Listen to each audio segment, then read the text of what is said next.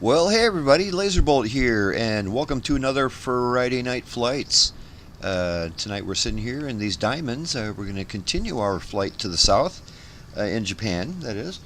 And let's see, where are we at right now? What's the name of this place? Starts with H. Anyway, we're going to be flying out of here. It's not quite Hiroshima. We're going to be there at the end of tonight, though. But we are flying out of here. We're going to continue our little flight to the south. One of the places we're going to visit is the beautiful harbor town of Kobe. Kobe, where they have all the beautifully marbled beef going on. That should be a good little stop. It's supposed to be surrounded by some beautiful mountains. And our final stop of the evening, we're going to be in Hiroshima. So count on that.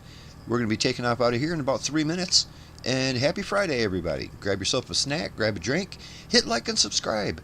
If you feel like joining us, please, all the details are in the description of the video itself. And we'd love to have you. So, sit back and relax and have a nice Friday. How's everybody doing? I've been snowed in all week, but I don't really mind. Going fantastic. Sitting here with my chips and margarita, ready to go. Well, that all sounds good. Our buddy Kubi saying hello. How you doing, Kubi? Good to see you again.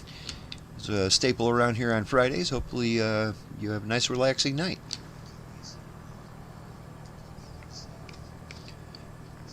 Yeah, Bob, you mentioned last week something about snow, and you said, I hear you guys got some snow coming, and I was like, really? I don't know, I had no idea. I didn't look at the weather forecast, I didn't think nothing of it. And sure enough, a couple hours after the flight last Friday, it started just coming down. And it's been snowing for the past 7 days, and it hasn't stopped. We've been getting between 2 to 4 inches a day all week. And yeah, I don't mind being stuck inside for a little bit. That's, I never get bored. It's my superpower. I just never get bored. Let's see, we got our buddy Midlife Rex checking in, joining us tonight. That's pretty cool. I was just going to say, I heard something coming up behind us. There he is. It's that loud one. What is that? Is that the Sky Courier? No, that looks almost like a TBN 930 or something, but yeah. I'm not sure exactly. Because I remember that Sky Courier was really loud on the outside. It was like other people's Sky Courier is louder than your own, kind of a thing. Yeah, it's nice to see him here with us. I don't think Midlife Rex has ever joined us in chat. Maybe he has once. So guys, we're going to be taking off out of here in just over a minute. When we climb out of here, I believe, so we're going to have to take a little bit of a right-hand turn to get on path. And let's climb up to 5,000 feet. That should be fine. We don't have any huge mountains to go over, but 5,000 feet should do just fine. We have a lot of points of interest to check out tonight. There's a couple cool looking castles we're going to do a flyby and do a little circuit around, check them all out. And a couple bridges, and you know how much we like to go under bridges, so we're going to be doing some of that. And be ready to take off here in just under a minute.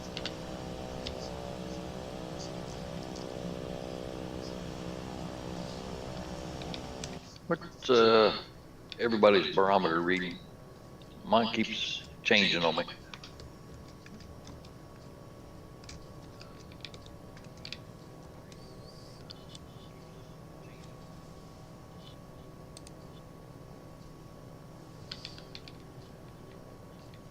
Well, let me see here. My barometer is 29.92. Okay, well, mine's reading 30.23 for some reason, but I'll fix it. Yeah, it's probably because we've got different weather schemes going on. You must have a different high pressure. Weather.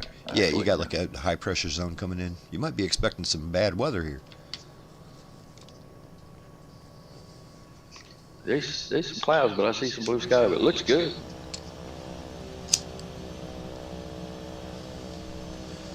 Honestly, I'm not even sure where to look to find my barometer, but I know the knob.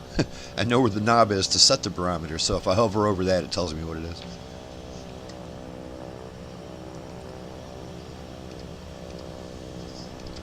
Yeah, like I said, we're going to go to 5,000 feet tonight, so let's go ahead and do that. It is 10 after the hour. Let's go ahead and get these birds rolling. Lazerbolt is spooling up, and we're rolling. Let's go.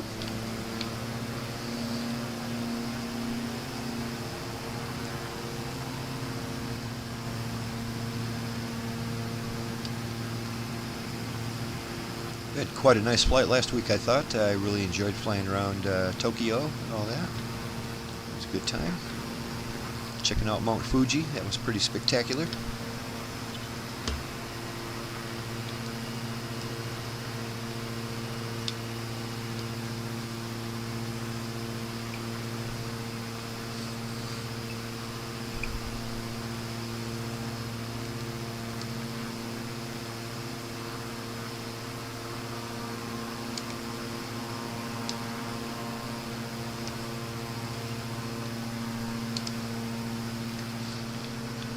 I think the first marker on our flight plan tonight is something like it's a big water tower. Should be interesting. Oh yeah. Okay. We're going to do a little circuit around that before we make our first stop.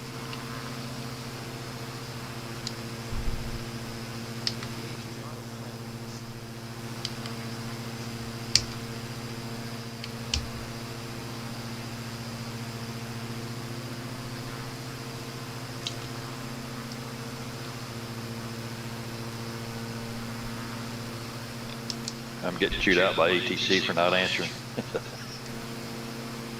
Yeah, that's one thing I like about having my real life radio stack that I got going on, the SciTech radio stack. Because it's like, yeah, when they're starting to bitch at you, I don't even have to go in the cockpit and like change the frequency. I just push the button and it just switches to whatever frequency the standby is, and that takes care of that problem. Okay, so midlife Rex is in King Air C90. Okay, right on. It's kind of a beefy looking one.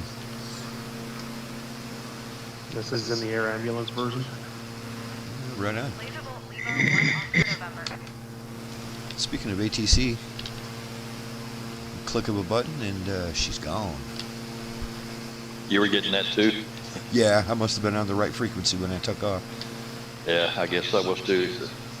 Wingnet 60. Yeah. Please acknowledge last transmission. I think that must be the default comms radio setting for this aircraft. Just happened to be their traffic radio.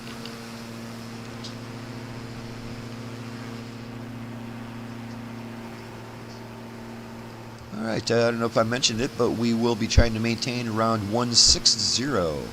Keep that in mind. We're going to try to maintain 160 speed, airspeed here.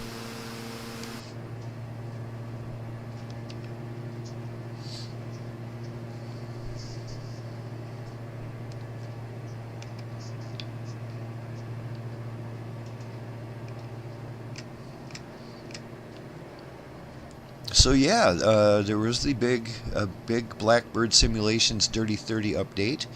That was good. We all updated our aircraft and had a chance to check it out. One of the things that they did some work on was the ILS, and I was monkeying around with that a little bit. I had some success. My first try went swimmingly. My second try, there was some complications, mainly when I activated the ILS approach. As it grabbed onto the localizer, it swung me to the left dramatically. It almost flipped me over. It latched on so aggressively it almost crashed me. And yeah, I don't know if that was something I had set wrong or what the deal was, but yeah. Wingnut Bob, you said you were just having a great old time getting the ILS to work, and it worked really good for you. Yeah, I was using a little nav map so I could get all the information on one separate monitor and watch it and then see the route. But I was in Columbus, Ohio, and flew to Wright-Patterson and another place, and then I did one in West Virginia. And they both, or actually 3 of them, were pretty successful. Very good. I love hearing that. Yeah, that's something I need to get a lot better at. I love that C-130, and that's one of the systems that I need to get nailed down. I think I've got the basics of it figured out, but there's something I'm doing wrong. Like I said, when it latches onto that ILS, it just whips me over like it almost wants to flip me like a pancake. Wow, I didn't have that one. I don't know what would have done that. The only issue I'm having is, you know, when I can set my the altitude, like if I set it for 3,000 or 4,000 feet, it'll climb, and then it'll hold that altitude when I hit the select button. So if I try to descend and use the same method in reverse, it won't descend for me. Right. Yeah, I've had the same problem too. It won't descend using the buttons I have mapped on my stick, but if I actually look over to the right and there's that wheel, like the pitch wheel, that works. That works every time. But when it comes to raising and lowering the pitch of the aircraft with my buttons that I have, it doesn't seem to work. It does like you said, you can raise the altitude, but you can't lower it.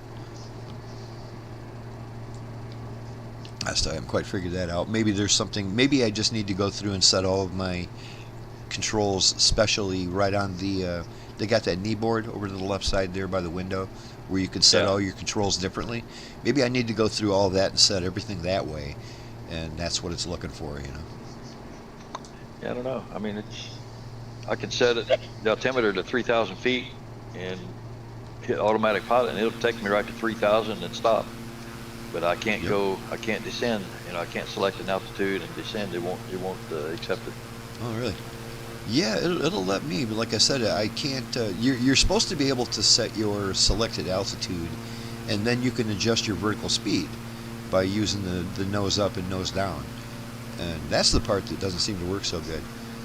It works great if you use that pitch wheel in the cockpit, but it doesn't work great if you use key bindings. But either way, it seems to work pretty good. At least it has an altitude hold that functions. Yeah, altitude hold works good.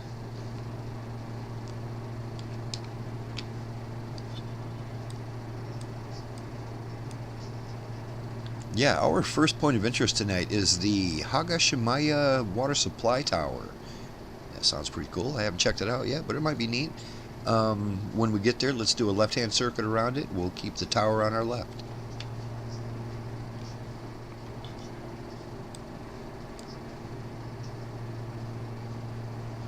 I'm guessing that's pronounced Hiroshima.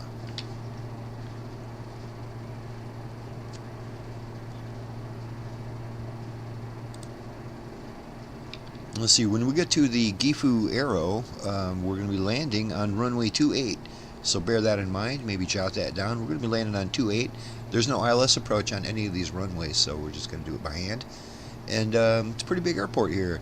It's 8,800 feet of bituminous runway, pretty much at sea level. It's about 142 feet above sea level. So count on that, runway 28. That will be after we check out that tower. Right.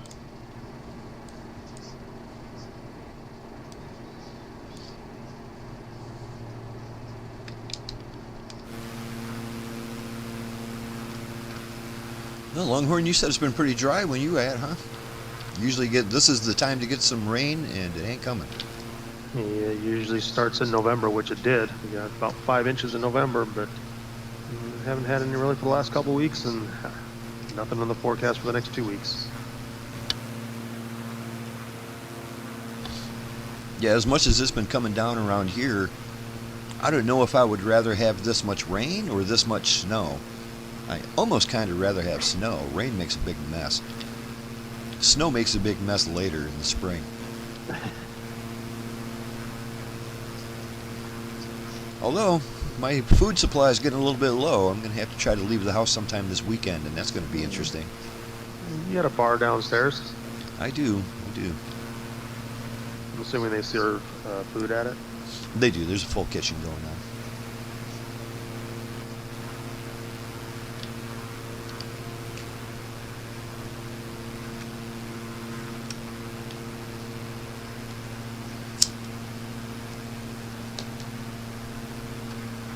Yeah, I'm looking forward to getting to Kobe. I looked it up on Google there, or on Wikipedia, and they had a lot of nice things to say about the area near Kobe. Apparently it's right in the bay of something or another. I forgot the name of the bay it's in, but it's surrounded by mountains, and it's a very big resort town. As a matter of fact, one of the mountaintops has a like a chairlift, not chairlift, more of a like a, what do you call that, a gondola kind of thing that goes up to the top.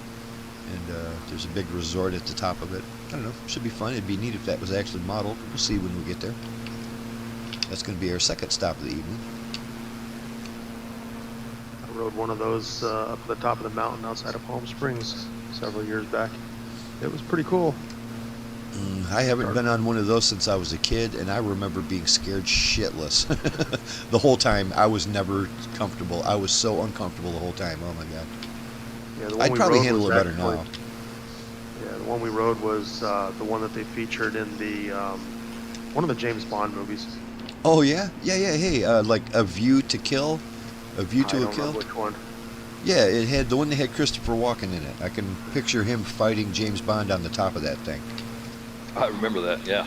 Yeah. that was a Whoever good the one. whoever the big guy was with the silver teeth. Jaws. Yeah, that's right. I Jaws don't- bit the cable, didn't he? Yeah, that was. I think that was the movie that Jaws actually found himself a little girlfriend. He had that little blonde girl with ponytails. Remember that, with the pigtails? And she had braces on, so it was Yeah. cute.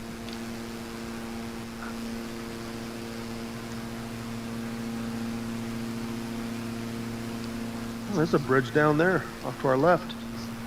Could have went under that. Well, that's a big one too. Well, we're going to have plenty of bridges to go under. That is for sure. We're going to have at least 3 of them that are marked.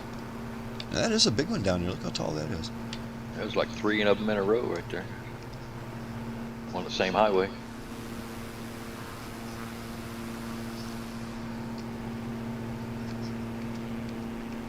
Longhorn, your co-pilot just jumped out right in front of me again. No, she's still sitting here. Geronimo. Yeah, well. Maybe that was her. Must have shed her skin. She must be like a skinwalker or something.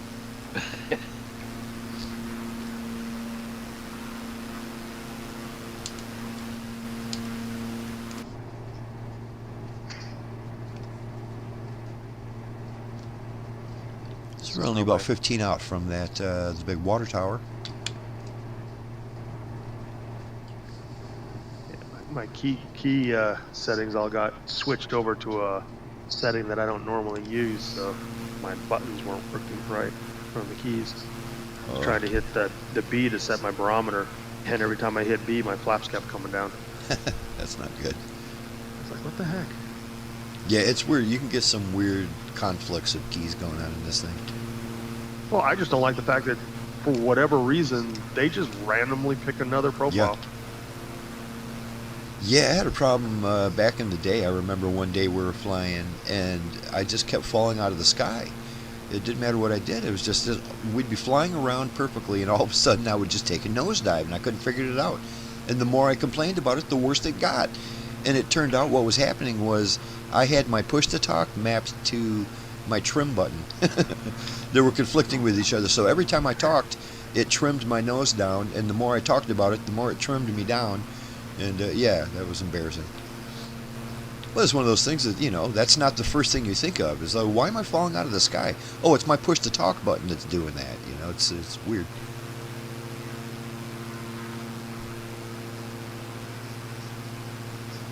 That's a pretty nice formation we got going on like that. A little tiered echelon. It looks like you guys know what you're doing. My co-pilot's in charge. We're trying to give that impression, you know, whether it's true or not. Alrighty, I can see that tower up ahead. I'm going to go ahead and bring this bird down about 2,000 feet. And like I said, we're going to make a left-hand circuit around that thing.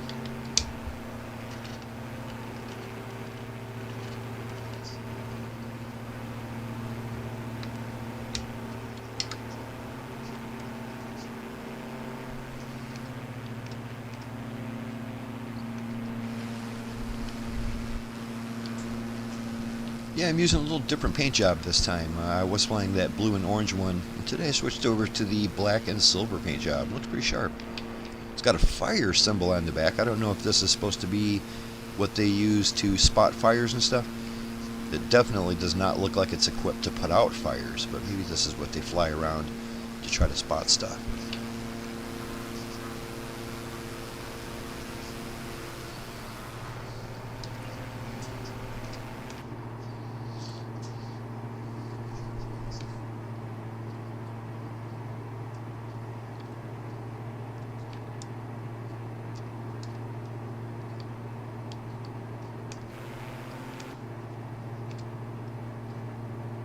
Well, I'm only 7 miles out and I don't see anything yet. It's probably going to all pop in at once.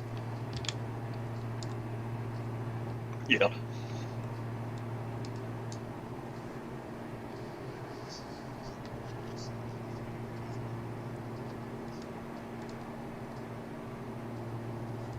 Well, I have a POI marker. Can't tell what it's pointing at. Yeah, It's not exactly. labeled yet. I've got the marker, but there's nothing there. Like I said, it'll just probably pop in when we're really close, and it'll be jarring. I do got kind of a tower going on right now, so I don't know, maybe that's it. Looks like a tall tower next to a short tower.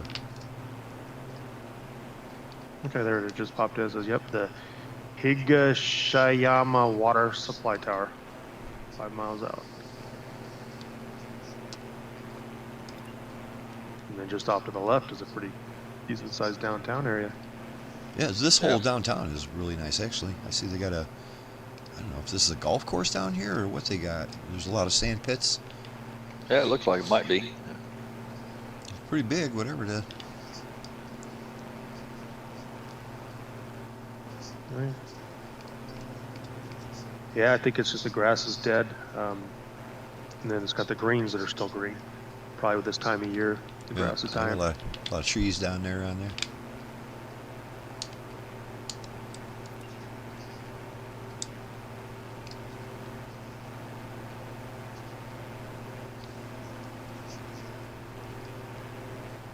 It's kind of funny. There looks like there's probably other stuff that could have probably would have been better suited to be modeled than this water tower. Yeah, I was gonna say this water tower don't look very big, whatever it is. I don't know what makes it so special. Yeah, it's a supply, water supply. What the? Yeah. It does make me wonder how they choose their points of interest. Like, you know, is there a committee that they have that people submit points of interest that they'd like to see in their local area, or what? Because I've seen a couple of points of interest that really have me scratching my head. Like, why'd they even point that out? There's nothing there. It'll be like a hilltop or something. It's like, well, it's just a mound, a mounded dirt. What's the big deal? Yeah, you got to be right on top of it to see it. It just looks like a little tiny mini, looks like a little mini lighthouse actually. Oh yeah, I see. It's got a little, looks like a little Red Persian dome dome kind of thing on top. I got a pretty cool crane sitting here, red and white. You see that? No, let me come back and take a look. Found a swimming pool. Yeah, Yeah, that crane does. sitting there. It looks just like a little lighthouse with the mushroom crown on top. Oh yeah, look at the crane down there. Cool. I didn't see the crane. Where's the crane? It's like modeled kind of- better than the tower. Yeah, it's like right next to the tower, kind of by the freeway. Oh. Freeway. Yeah, there's a big. Oh, okay, freeway okay, I right got it. next I see. Yeah, there's some building, there's some trucks and stuff over there. Yeah, there's a crane right there. Okay. Off we go. This is one Fine. densely packed city. Holy moly! Where'd you guys go? I'm Going back around. yeah, probably at your 2 o'clock. Okay. Wow, there's a big round building over here. This must be some kind of arena because it's got a huge parking lot around it. I bet it is. I mean, but it's really low. It's like a single-story building, but it's huge. I wonder if around here in Japan, do they like soccer more than they like baseball? I know they're pretty big on baseball. If you're baseball, I think you'd probably be outside. Yeah, I think baseball's, they're bigger. I don't know much about, I've never heard of the Japanese getting into soccer that much. Right. It's like when I hear people in the World Cup, you don't hear Japan too often. Well, there's some kind of outdoor field here. I don't know what kind of. It's an outdoor field. It's got a circular, half-circular paint marks around at the two ends, and then a littler, smaller circle right in the middle of it. There's two fields side by side, and then next to it is like maybe a tennis court. Oh, okay. What kind of field does it look like? A baseball diamond? I don't know. No, Or, definitely oh, not you can't even baseball tell. It's covered. No, it's rectangular. It looks like maybe a soccer, like wing nut. If you make a left and go past this building right here, this tall building, yeah, there's a grassy dirt field. I'll fly right over it. There's a grassy dirt field just before it, but then it's okay. I'm about to go right over the top of it. We got a little complex here that has, yeah, it looks So like two right- soccer fields and 2 tennis courts surrounded by a track and field. Okay. Oh, Yeah, okay. that's probably what I'm talking about. So I was wondering if those are soccer fields. Yeah, mine are painted up. They're clearly soccer fields. Well, it's painted. I just don't know what a soccer field really looks like. I don't watch Right. soccer. I don't play soccer. It But it looks does like have a like hockey a court. It looks like a hockey arena, but less cold. yeah. But it does have mine looks bluish, like a bluish track all the way around it. Yeah, that's the same one I must have been looking at. Let's go ahead and get back on course here. We don't have too much further to go to our first destination. And like I said, we're going to be landing on 29, 28, 29, Right. something like that.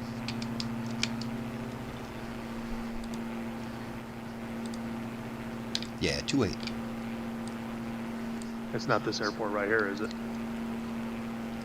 No. 'Cause that looks like a pretty big airport. We still It's got a lot more. a few miles to go.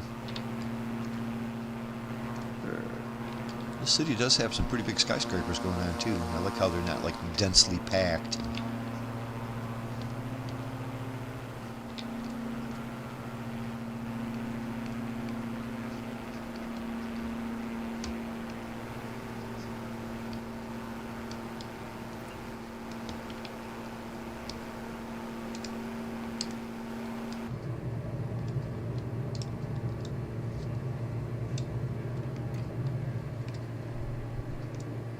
All right, we're 13 miles from our first airport.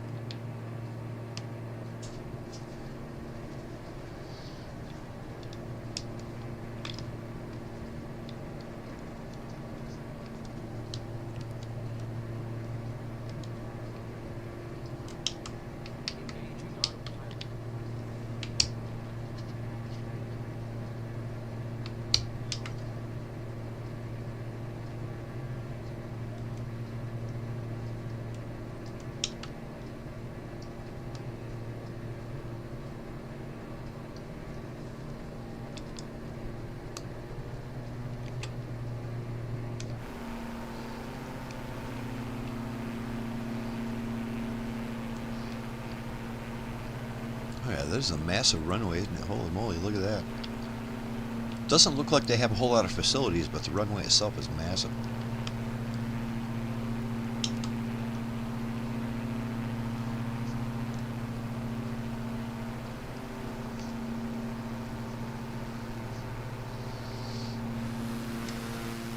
That Nagoya down there looks pretty. Is that the one you're talking about? It's big. Yeah, the one to our right. Yeah, Nagoya, it says.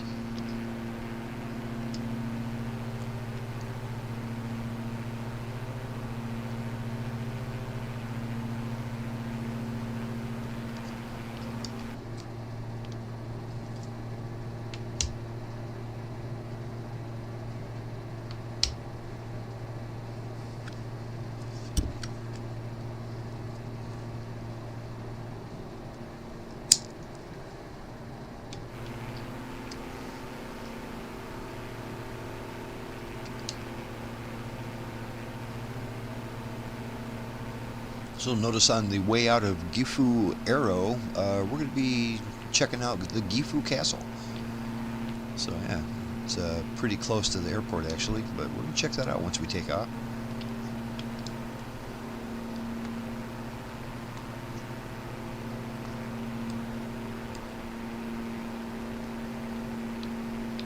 I'm going to do my swing to the right now so we can line up for 28.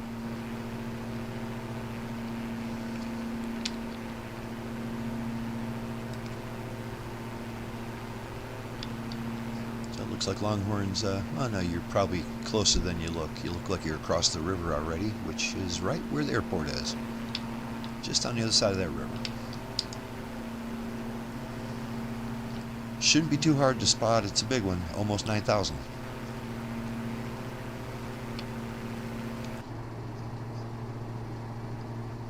Yeah, I see it. It's coming in. I was coming at it at a 90-degree angle, so I didn't notice it. But I see a long straight line, like right on the other side of the river. So nice. Yeah, if you just go straight to it, you'll be T-boning it.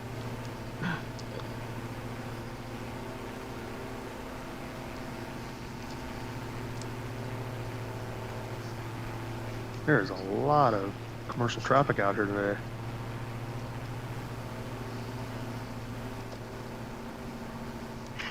The sky is full. I'm looking at that So- Foxtrot Delta Alpha 352 coming in. Looks like they're landing everybody on the opposite runway. But that's fine. In another maybe mile or so, I'm going to make my final for runway 28.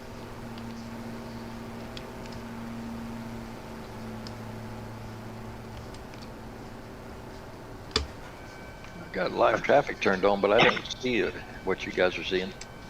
Oh, wow. Yeah, I'm off to the, what is it, to the east? Yeah, off to the east. I've got 1, 2, 3, like 4 or 5 commercial AI traffic out there.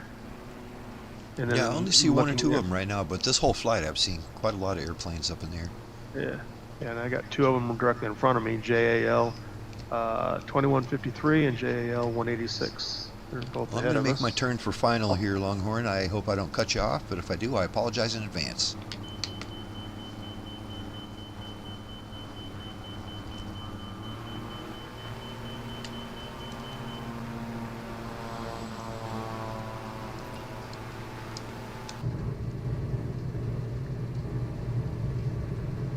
So I'm going to be coming in right behind both of you guys.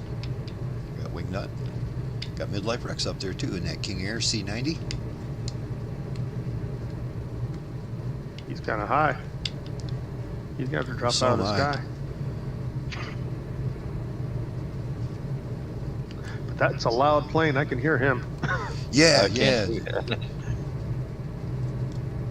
I've it's got weird too. headphones Some of for you, them, like- even if we were in the same aircraft, it might not sound that loud, but other people's are really loud. We had that with, I believe it was the Sky Courier, where, boy, oh boy, somebody pull up next to you in that thing, you'd hear it. Oh, you ain't Yeah, I kidding. have- That was a loud one. Fun to fly, but boy, it's loud. Oh, geez, it's like he's going like straight to the ground. Oh, is he going to crash? Oh, no, he just... That's an assault landing there, boy. No kidding. He's coming in too hot. He ain't going to Yeah, make it. he's turning. I'm kind of high and hot too, but nothing too bad. Luckily, I was already going really slow. I was going too slow a minute ago. I almost stalled. Luckily, this thing can go way down to like 60 knots and it's still okay-ish. It don't like it, but it's all right.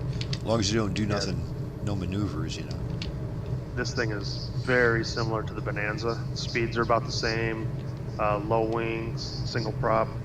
Got If to it's- switch your fuel tanks. If it's like that Bonanza, I like it. I like that Bonanza a lot. It's one of my favorites. Yeah. Difference is it's got the G530 and 430 GPSs. So it's Okay. got all the steam gauges in it. So Yeah, that's why I like minor flying this. differences.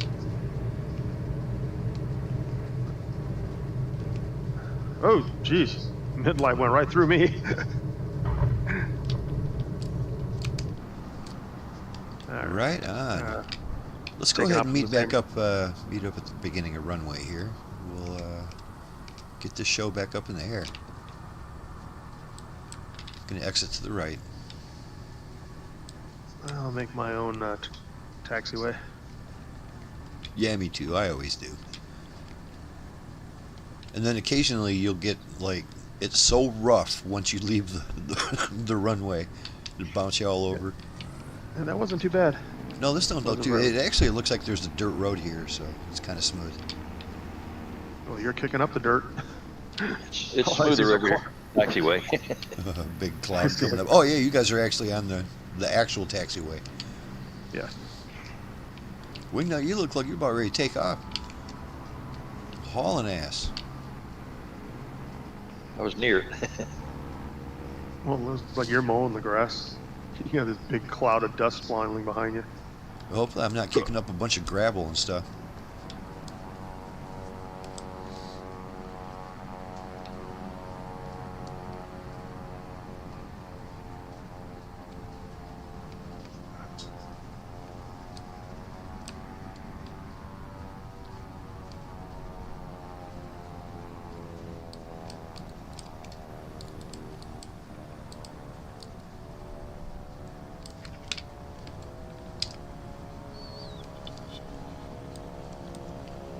Alright, as we take off out of here, there's no need to go too awful high. We're going to take a slight right-hand turn, and that will take us directly to Gifu Castle. or Gifu. I don't know, Gifu, some castle, and it's probably going to be pretty neat. After we do that, we're going to follow the river to the southwest and continue our journey.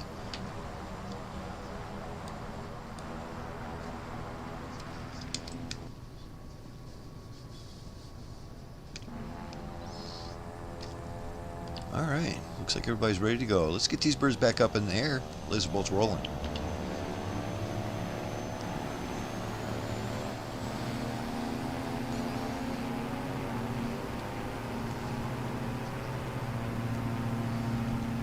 I always like these Japanese style castles and stuff with the cool, like the cool architecture on the roofs and stuff like that they usually have. It's pretty neat looking. See, I wouldn't even thought of castles being popular in Japan. Or Yeah, well, not the castles like they got in like Germany and Europe and stuff. They're more like wooden structures. You know, you're not going to see a bunch of big, you know, Yeah, cobblestone they got some looking. really cool temples here too. Yeah. Like, because they have the temple and then they have like the gardens and stuff around it. They do model those, some of them, pretty well.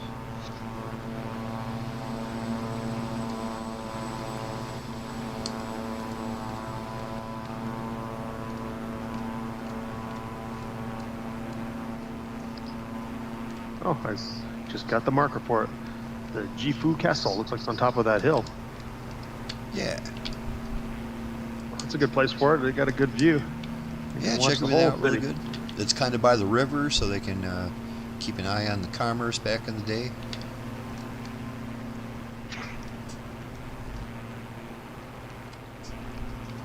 Yeah, let's keep the castle on our left and do like a semi ring around it, and we'll end up heading to the southwest. We'll be right back on track.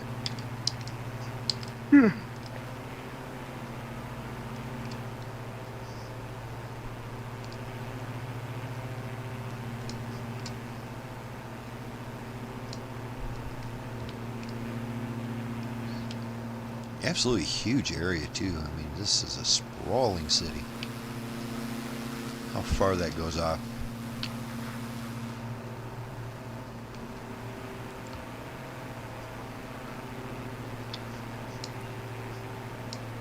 Well, I don't think the castle's very big.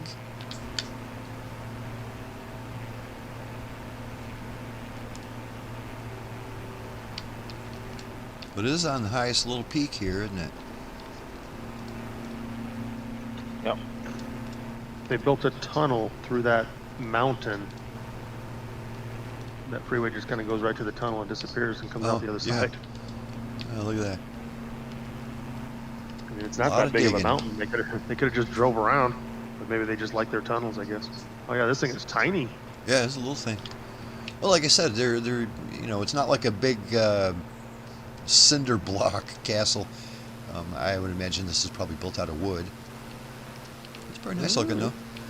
Oh yeah. Modeled it Definitely. well, didn't they? Yeah. pretty. Totally overlooking that river. I can see like maybe back in the day, this part right here might have been the whole town, and then it just started growing and growing. Yeah, that's pretty neat. All right, let's get back on course.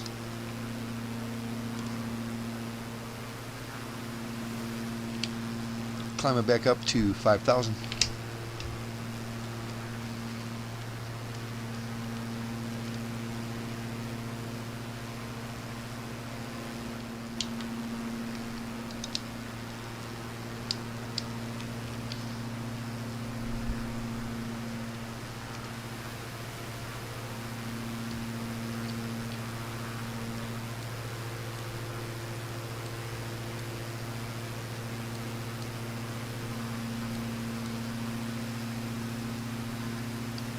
Yeah, our next point of interest is also another castle. There's the Kobe Tower Osaka Castle. So yeah, we're gonna hit that right before we reach the airport.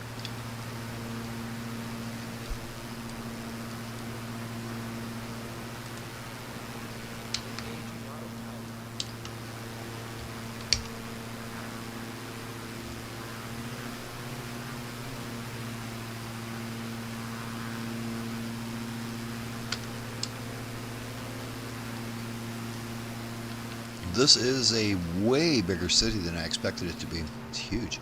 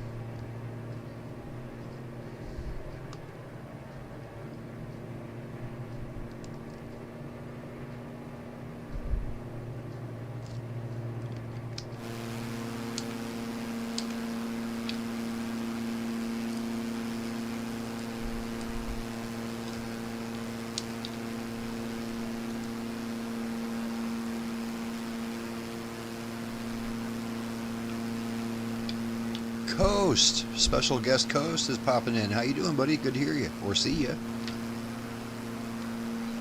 I'm wondering who was checking in. I didn't hear anybody speaking. Heard the beep.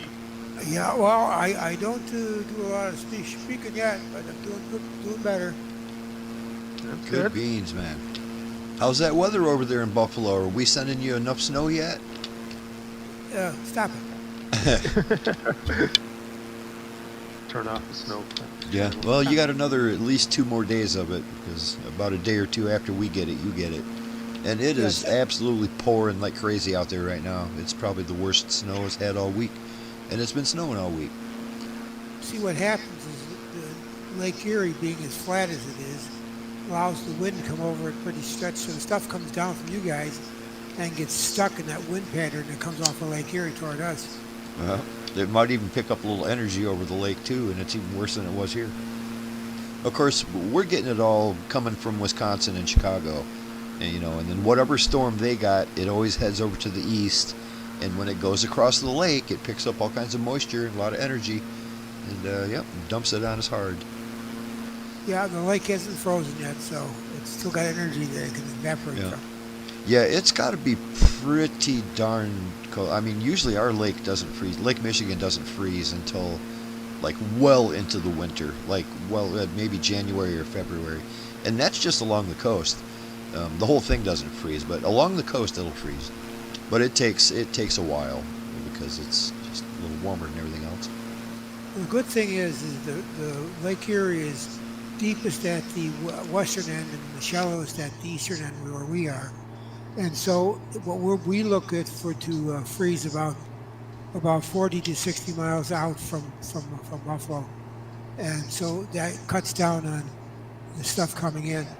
Right. That's when we get to actually enjoy a winter that's actually a winter. Yep, and it will be winter soon. It's starting to feel like winter, that is for sure. I don't usually mind it that much at first. Like I said, I've been stuck at home for a week, and I don't mind. It doesn't bother me. I don't get bored.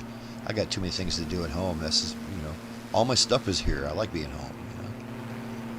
But it looks like we've got another week of it. Well, you're stuck in a little different place than I am, so you can go down to the local establishment without getting out of the house. Right. Oh, yeah, absolutely. I mean, if I run out of food, I just have to go downstairs. I live right above a restaurant. No, we're doing pretty good. I'm getting a lot of help from the VNA, Visiting Nursing Association. Great people. Oh, yeah. Oh, good deal. They're treating you good then, huh? Yeah, they're training us and doing everything we need to learn how to handle all this thing long term. Good deal. It's an interesting mountain range here, huh? It's surprising how many good people you can find when you need it. Yep, gives you a little hope, doesn't it? They're still out there. Yep, there's good people for sure. It's usually a tragedy that brings everybody together. That is true. Well, it's times too that, you know, like I was watching a program on the Great Depression, and as hard as the Great Depression was, and it really hit everybody across the board was hit hard. But they said people's generosity went through the roof. People had less to give than ever, and they were giving more just because people needed it. You know what I'm saying? They were leaving themselves short to be generous with those around them. And that's just how human nature is, I guess, you know. It's like Longhorn said, you know, the tragedy brings out the best in people.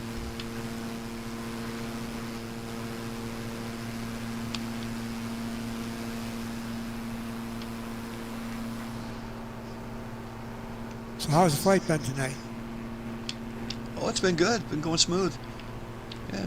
Checking out castles and bridges and all kinds of good stuff.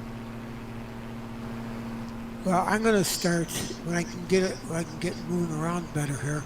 I'm going to start trying to figure out what's going on with this Windows 11 box.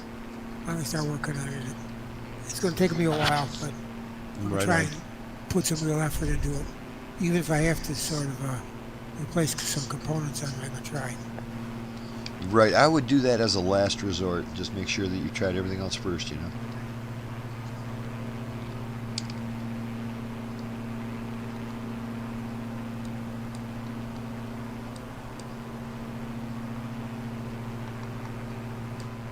Do you just use that PC for Flight Sim Coast, or do you have other stuff on it too? That's I've transferred everything over there because Windows 10 is dead essentially.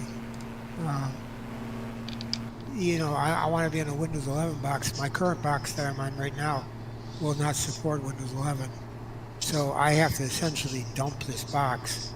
So my plans for this box is to remove it from backup and just pull the drives on it. You know what I mean? Yes. And stick them in some sort of enclosures and use them for data storage. Yeah, you know what you can do is, I did this a few years ago and it worked like a charm, is buy some kind of external hard drive. Most external hard drives you can actually open up and stick any hard drive in there. You know, like I said, I bought a 2 terabyte external hard drive, and when I open it up, there's just a regular old 2 terabyte spin drive inside, just a regular drive, and it's got the regular plugs. So I unplugged the 2 terabyte spin drive, and I plugged in my SATA drive, and it recognized it immediately, and that way I could transfer stuff back and forth. And you know, I build computers all the time, so I've got hard drives. I've got old hard drives laying all over the place. And I'll often be like, whatever happened to that? And, you know, I'll be looking for something, and I'll have to try to check out a couple old hard drives, and that's a great way to do it. You don't even have to open up your system. Just pop the old hard drive into that enclosure, and I mean, and that's a good way to have an external hard drive for. You can get one for under $100. You know, I thought they were French cheap. fries. They're in the refrigerator. Yeah, what I'm saying is that I'm going to essentially dump this machine because it doesn't make any sense to keep a Windows 10 machine around much anymore. And nor that's your old FSX machine. That goes back to 2012. Right, we used to have 7 on it, right? Used to Windows. have 7 originally, Yeah. and they gave you the Windows 10 upgrade for free. Remember that deal? When Microsoft did that? I forget that new computer that you got, that new one here that just took a shit on you. Was that a Windows 11 machine or a Windows 10? That was the Windows 11 machine I got from you. Remember? Yeah. I couldn't remember if it was 10 or 11. Well, that one's going to take a little more work because it's a boot issue. So. Right. Yeah, but that's the one that you should work on getting fixed up, because that's a nice computer, man. It's got a good graphics card and everything in there. It'd be a shame to just have that sitting around while you're using something inferior to it, you know. Well, I have to get something to get my email. That's what it comes down to. Oh, right on. And that's the only reason I'm using this machine, because it can get my email. But what I'm plus probably as you're making with that computer, you're going to need to download drivers, and you probably might need to reinstall Windows. And you can just make a Windows boot stick if you've got a second computer. You can make that real easy. Yeah, I did a backup, you know, one of those Windows backups onto a drive, so I've got that. So if I can actually boot from a USB port, I'll be able to rebuild my OS. Right. So I can do that, but the point is boot. If I Right. can boot, I can do anything. Well, as I'm thinking, like you said, you might be able to, if you put a Windows boot stick in there, a Windows install stick, if you put it in the right USB port in the back, put it right into your motherboard. Don't put it into any, don't put it into a USB on your case. Put it into a USB on your motherboard, especially if there's a red one, put it in the red one. And it should boot directly from that, no matter what's going on. Your BIOS might still be screwed up, but at least you can install Windows, and it'll give you a chance of actually seeing what's going on. Yeah, the only problem I have is because of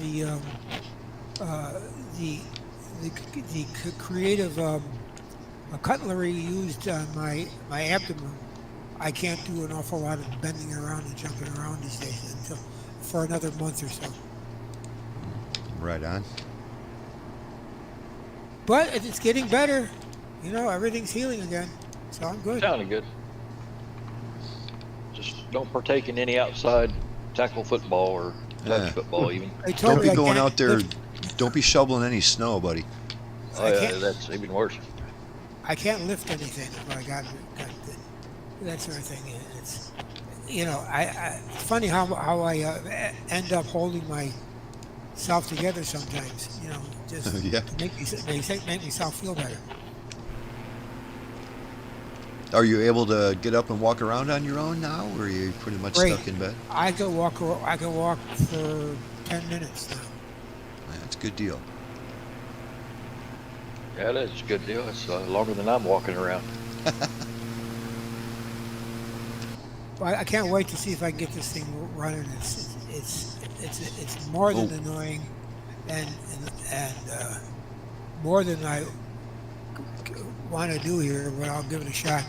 If everything fails, I'll just give it to my son-in-law, who's another software guy, and or my daughter, who's another software person, or my other daughter, who's another software person, Right. and say, "Can do this for your invalid father," and Yeah. I'll just Get this working. moan in the corner a little bit, and go, "Oh." Well, we need to get you back up in the sky flying with us, buddy. That's for sure. We've been flying together for 14 years, and we ain't stopping now. Oh no, I'm going to keep going. I mean, let's face it. As my wife says, it's the one thing you do each week that gets you in touch with people other than yourself. There you go.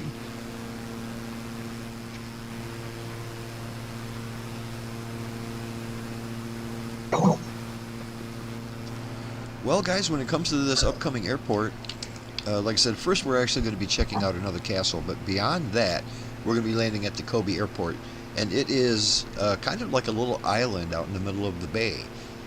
But I got some good news and some bad news. The good news is it does have an ILS approach. Bad news is it's the opposite runway. So we could fly completely past the airport and turn around to do a simple ILS approach, or just come straight in on runway 27. What do you guys think? ILS approach or just come straight in?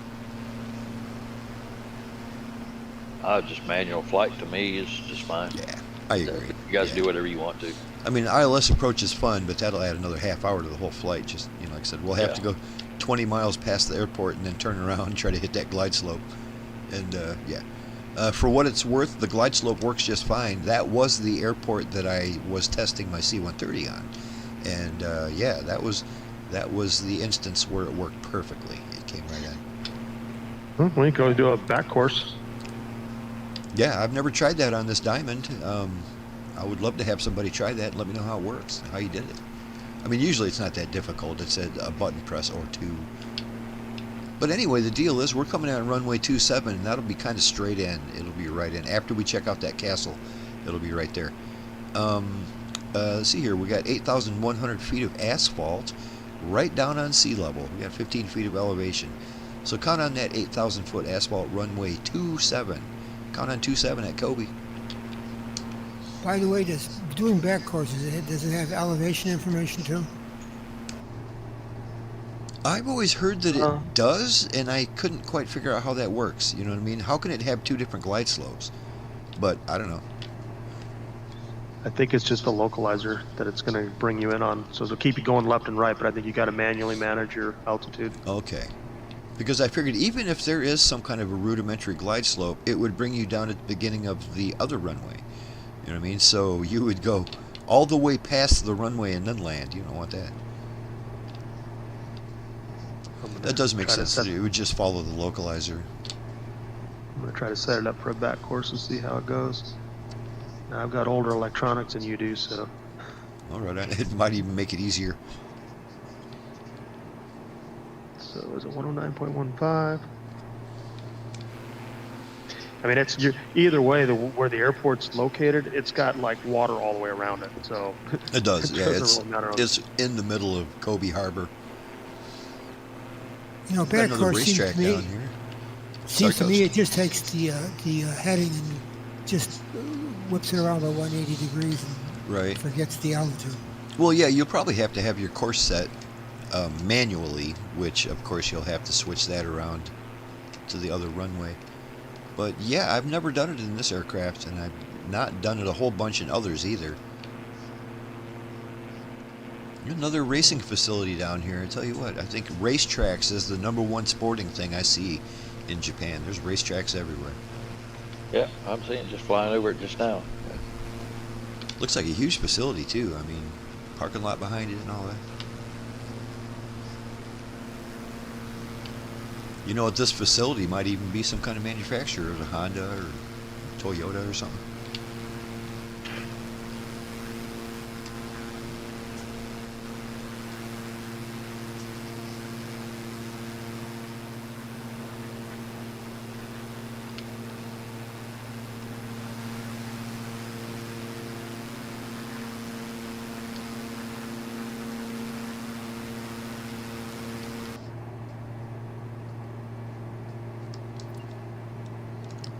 You can already see the point of interest marker for our next castle.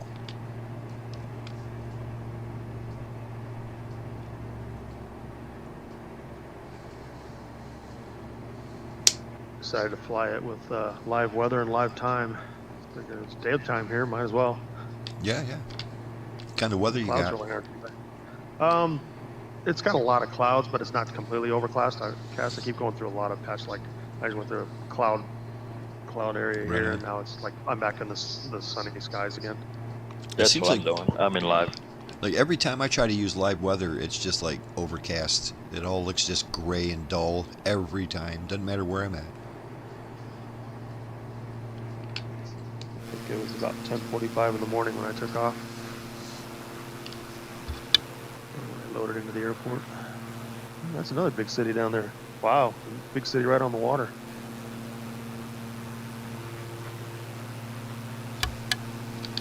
You talked about Kobe?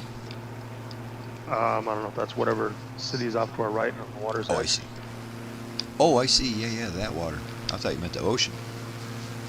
No, like a lake or something out there.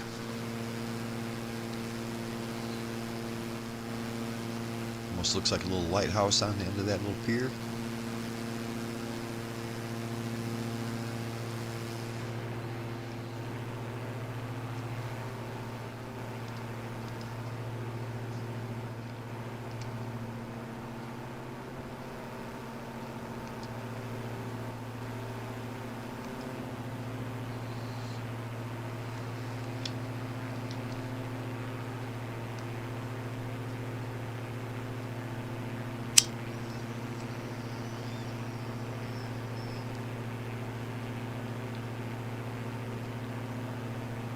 Well, my Lions absolutely destroyed the Cowboys, and there's hardly a better feeling than that.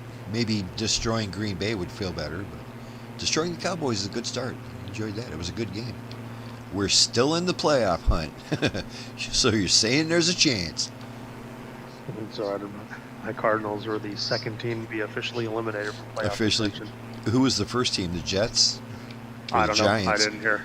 Probably one of the two New York teams, the Jets or the Giants. The only New York team that's doing worth beans is, of course, Buffalo. They're always doing okay. they're never doing great, but they're always doing okay. You know what I mean? Every time somebody has to play Buffalo, they're like, uh-oh, look out. Which Buffalo's going to show up, you know?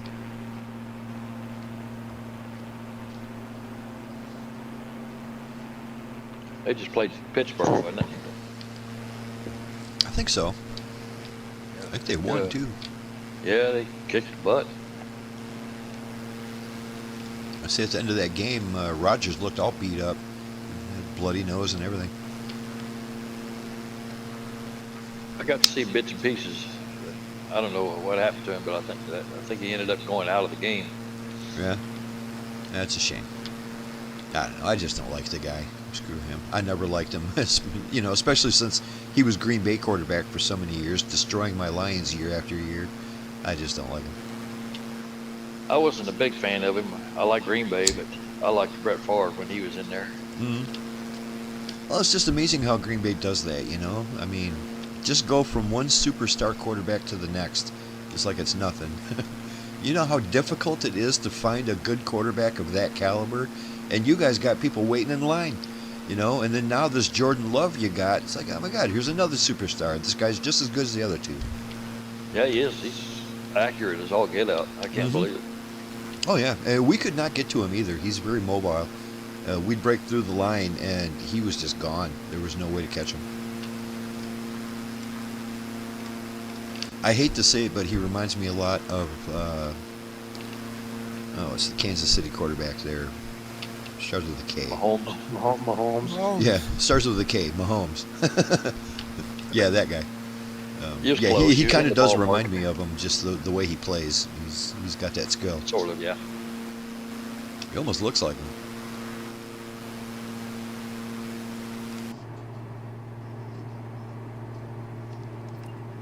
We're 15 out from the castle of something or other, Kobe.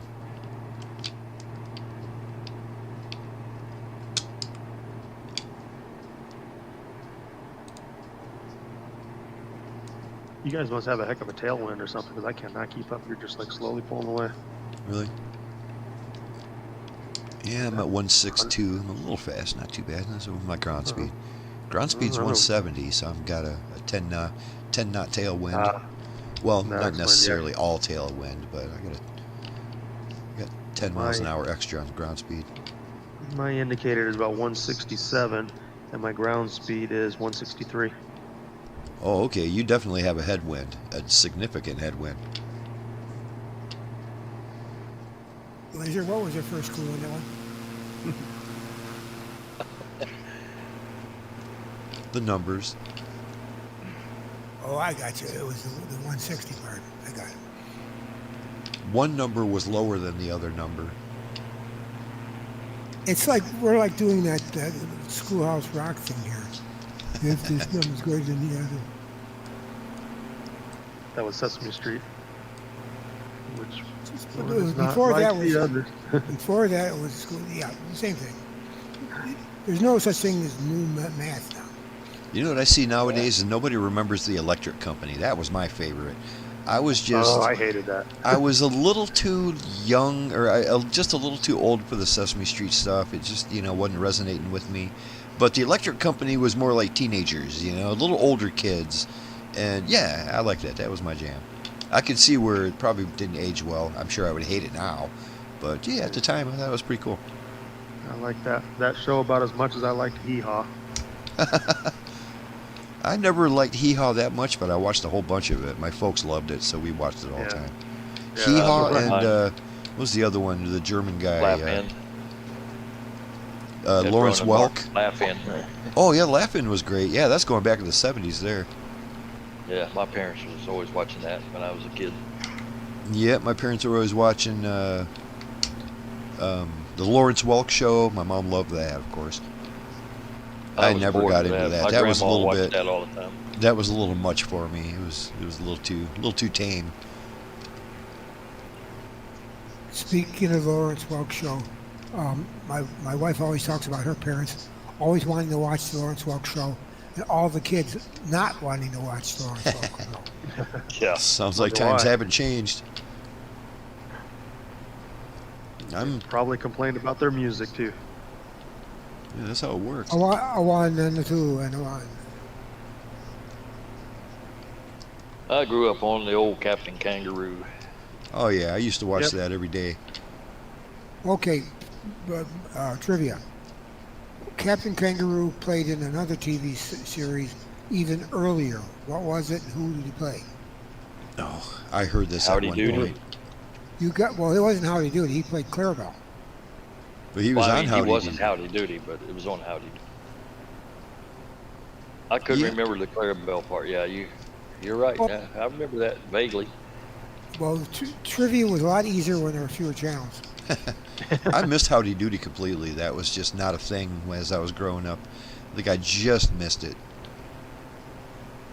Well, the reason I know about it is because, frankly, before it went national, it was local here. And Oh, Buffalo Bob Smith was from, guess where he came from? from Buffalo. Buffalo. Yeah, there you go. Not the original Buffalo Bob, but Right that in Buffalo the Bob. name. I was still scratching my head, but okay, thank you.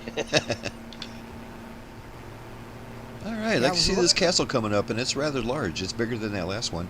Let's do a full left-hand circuit, and then we'll get lined up at that runway.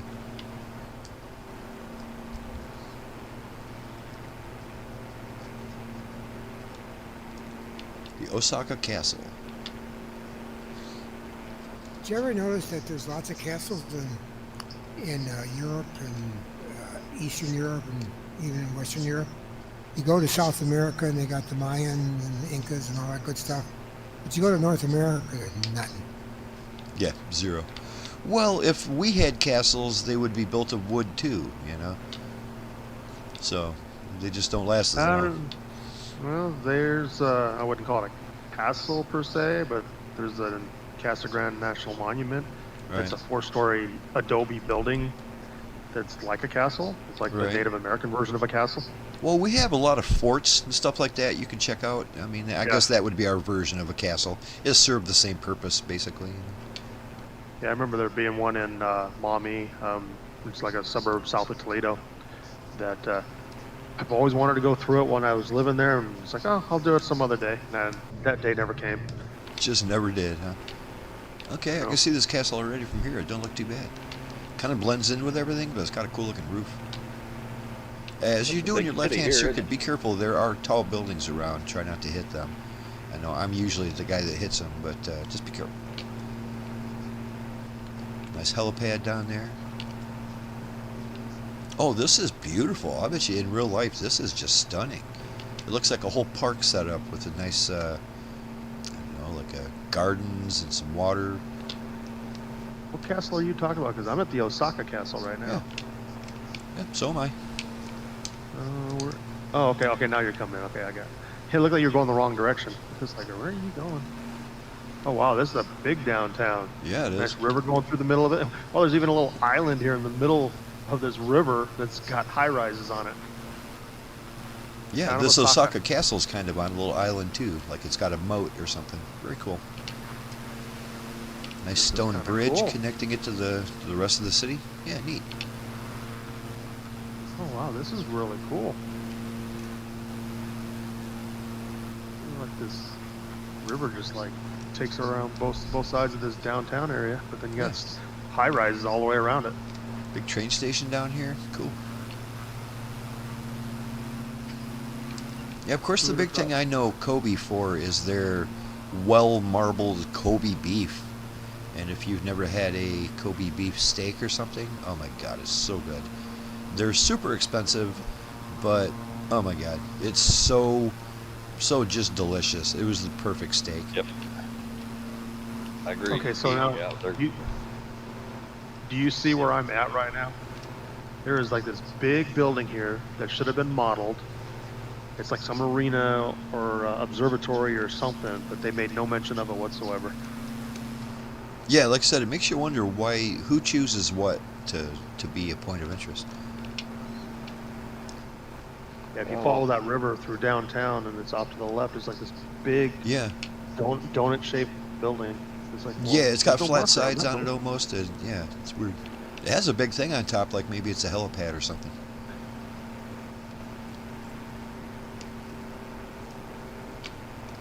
Huh. Pretty cool. It kind of looks sci-fi, futuristic. Oh yeah, there's a couple helipads right here. I wonder, is that a university or something? What's going on there? That looks like a pretty fancy place. The helipads all over. Yeah, I'm seeing it. Yeah, sure. Dang, this is a big city. Yes, it is. I think this is the city of Kobe, and it's on Osaka Harbor. Could be wrong about that, but I think that's what I remember reading. I just read that about an hour ago. Oh, also, it's like got a big fortifying wall around it, all the way around in the moat. Another nice little dome going on over here. I wonder what that's about. Probably a sporting kind of thing. Right in the middle of the city, too.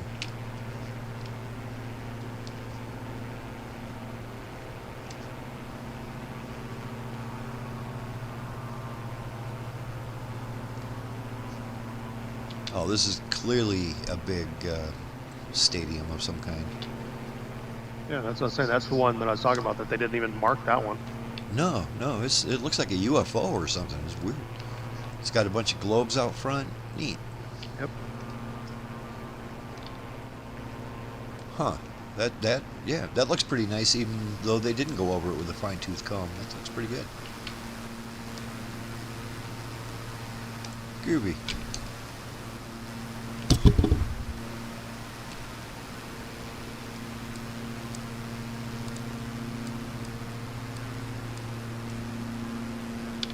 Alrighty, let's get set up for that runway 27 approach. If you follow the pink line is pretty much straight in.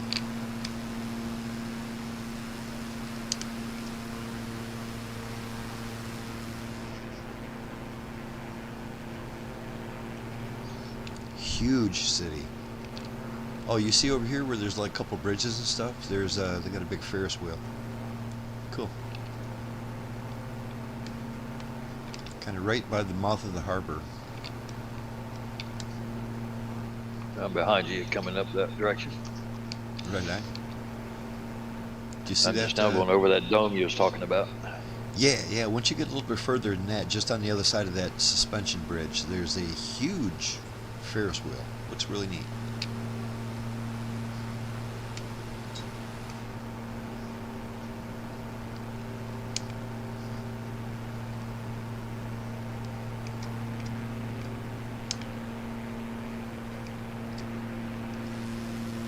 Very impressive looking area.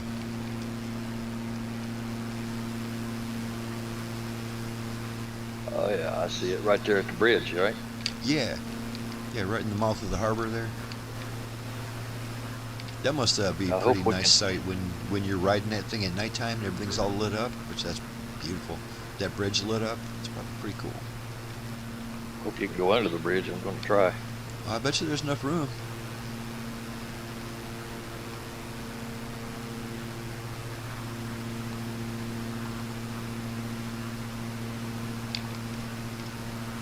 Looks like you made it just fine. Kind of almost like a blackout when I went under it, and then but it went through. But Made you nervous for a second, though, didn't it? it did. I thought I was a goner. Well, let's see you go through that Ferris wheel. How wide are them spokes? Probably not wide enough. Probably not. It's probably solid, actually. Oh, As there's far another as the bridge model over here goes. on the left. It's an iron bridge. All right, we're 7 miles out from runway 27.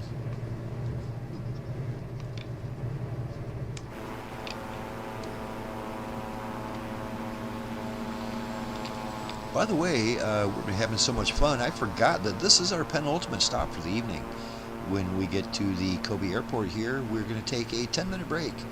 Use that break to grab a snack, pet the dog, maybe get something to drink, maybe like and subscribe. And yeah, that way everybody has a good time.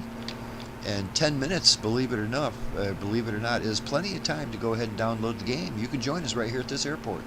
So do it. Grab the game. Come join us. We have a good time on Fridays. If I didn't know better, it sounded like my local PBS station.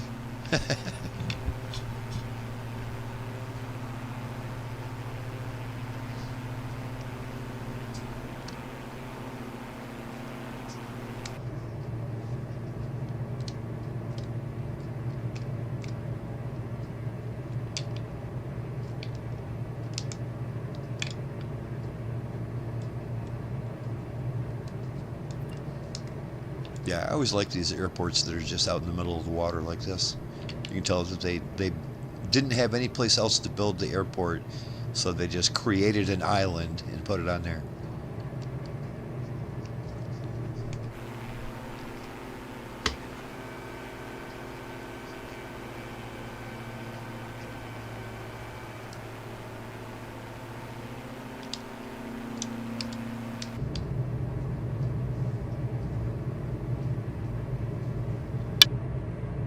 That's why its elevation is 15 feet. Yeah, that's exactly why. It's literally sea level.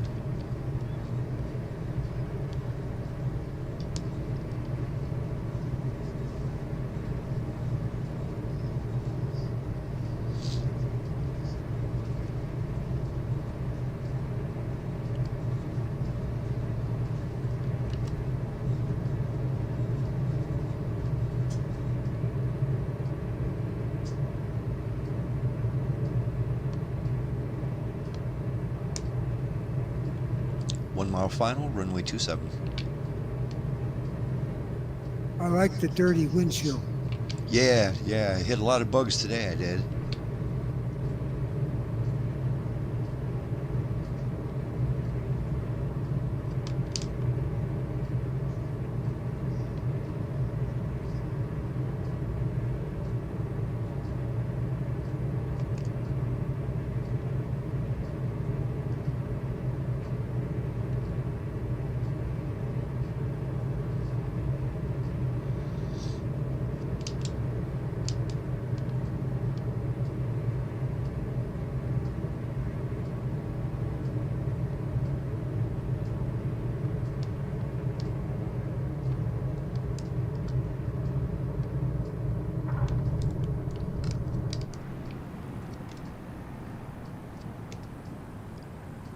Yeah, let's go ahead and gather back up at the beginning of 27. We'll take 10.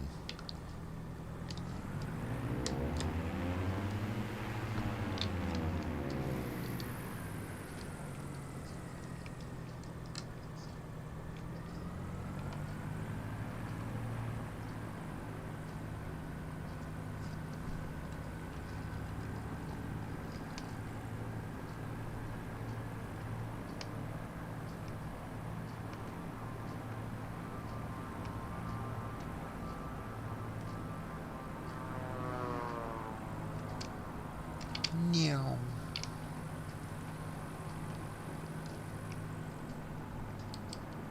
I was right. Yeah, there is no glide slope in reverse. No, but is it holding your course? Yeah. Nice. Yeah, it's got me lined up with the runway. Very nice. Dang, almost forgot to put the gear down. Oh, don't do that. Hope they come down quickly.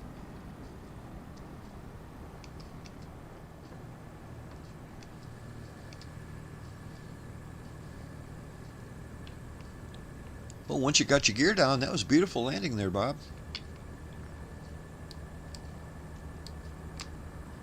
Smooth as silk. Yeah, here, hold my beer. Oh boy, just thought of it just in the nick of time. It's a good thing you noticed it. It makes it kind of hard to stop if you ain't got gear. Yeah, boy, I did that in the C-130 one time. It was pretty funny.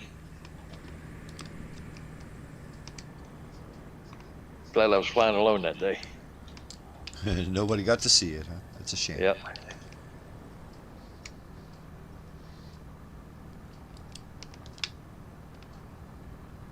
All right, why don't we call this 25 after the hour?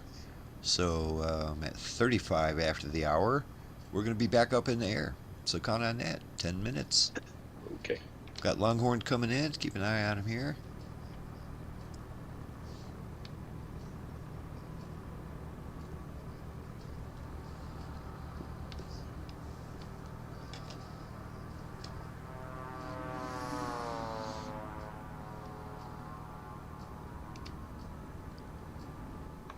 got a shave and a haircut there. Yeah, he's just dropping me some fuel.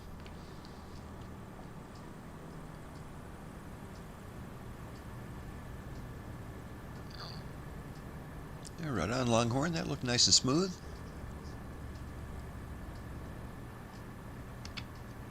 Back course, Longhorn. Yeah.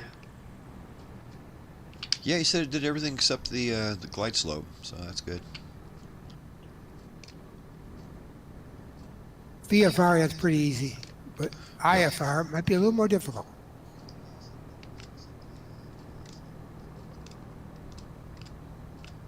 I'm not sure, but I think Rex crashed. Oh, really? Oh no, I see him buzzing over there on my left. Yeah, he's back in the air now. Oh, okay.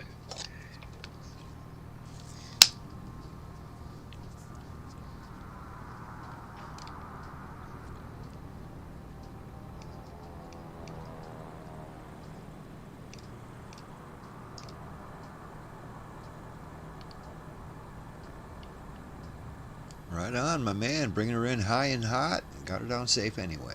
Good deal. Well, I'll be back in just a moment. Roger that. I think I'm going to Control-Alt-Delete my cocktail here and make a new one. Sounds good.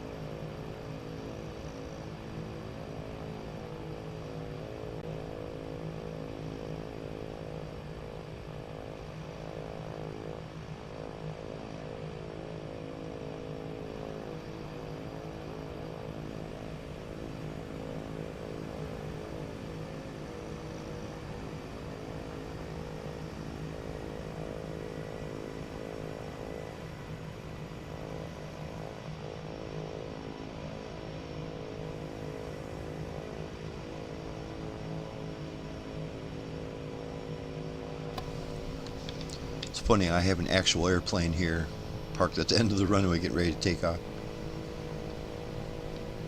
A B370 or a B738 that is. Sky 595. Looks like he's parked right on top of Wingnut. I'm back. I don't see anybody on top of me. You know, it's a big one. Big A220. It's looks like it's an actual airliner, not a person or an AI. They're going to fall behind schedule if they keep sitting here waiting. You think it's an actual scheduled airliner or not an AI, huh? Yeah, this is the actual scheduled airliner. Matter of fact, I think I have AI traffic turned right off. You might see some AI airplanes parked at the airport, but never in the sky.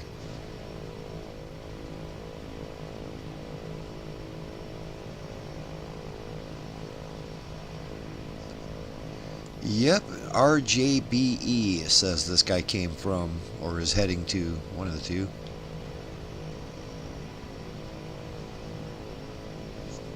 That's someplace else in Japan. Yeah, with the identifier starting with R, it certainly is. I think what's going on here is he's waiting for us. That's why he's just sitting here.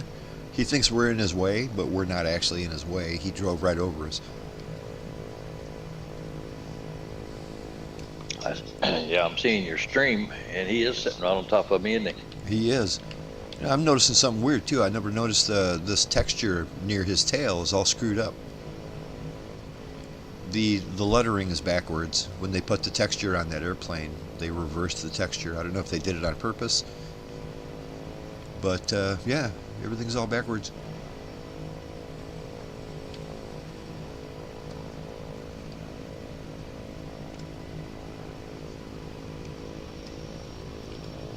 Well, we're going to be back up in the sky in about 3 minutes. I'm going to go ahead and roll out onto this runway. We'll see what happens. I'll see if I can squeeze out from underneath this fellow here then.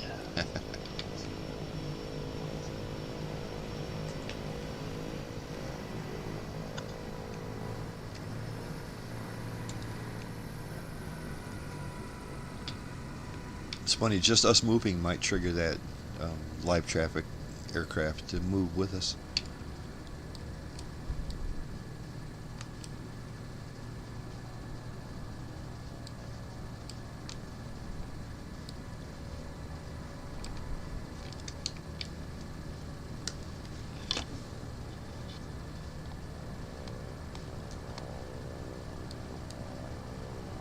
Alright, as we take off out of here, we're going to take a little bit of a right-hand turn and check out the Kobe Tower.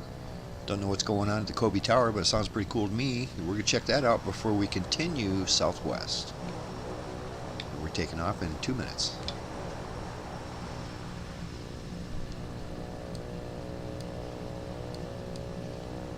After the Kobe Tower, we are looking at the Akashi Kaikyo Bridge. So yeah, another bridge coming up.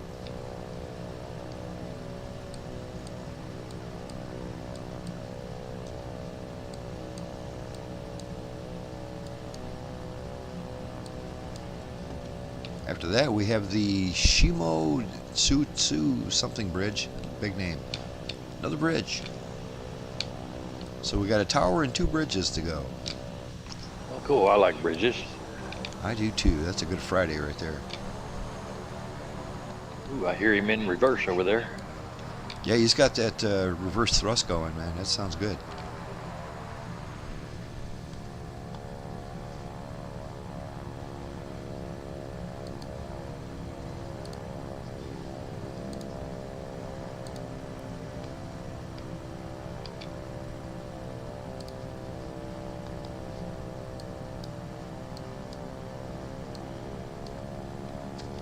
Okay guys, like I said, let's go ahead and get ready to take off over here.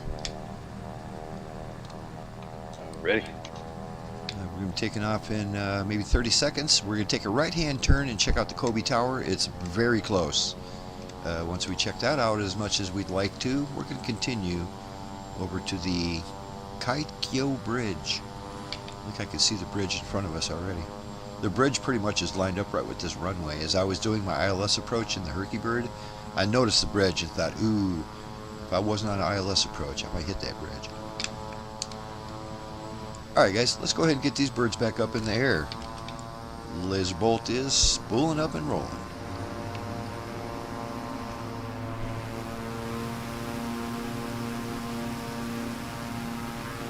Oh, I see that live traffic airplane disappeared. I think that's what happens after they've been delayed long enough. They disappear and then they'll reappear back up in the air where they're supposed to be.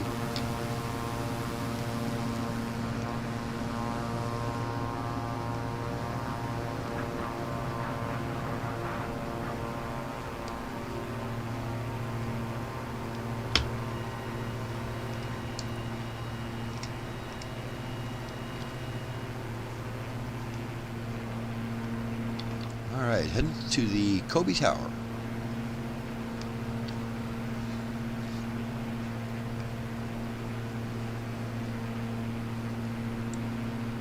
Yeah, a couple times last summer I bought myself some Kobe beef burger. It was just ground beef. But even that was outstanding. I mean, you think ground beef is ground beef, right? Whatever. But oh my God, it was so good. It made such a difference.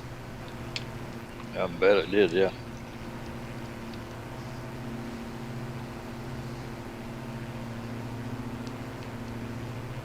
It's funny when a place they got like Kobe Tower and it's surrounded by buildings that are much taller than it.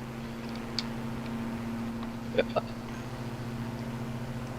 I'm guessing how that happens is the Kobe Tower might have been one of the tallest buildings at one point, way back in the day, and not anymore. Yeah. That's most likely, yeah.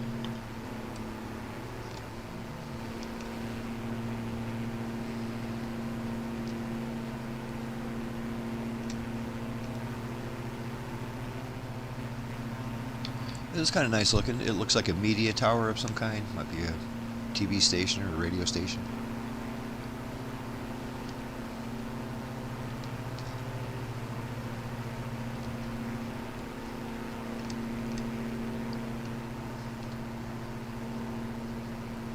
And another big old Ferris wheel down there.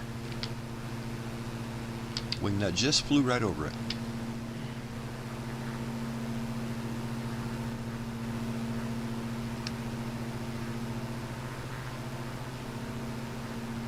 This whole area down here, this is nice, man. All these buildings are beautiful.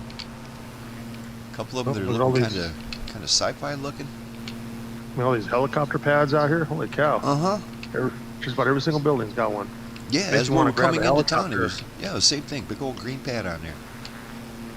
Very nice. I'm seeing all that, and I see the tower. I don't see a Ferris wheel.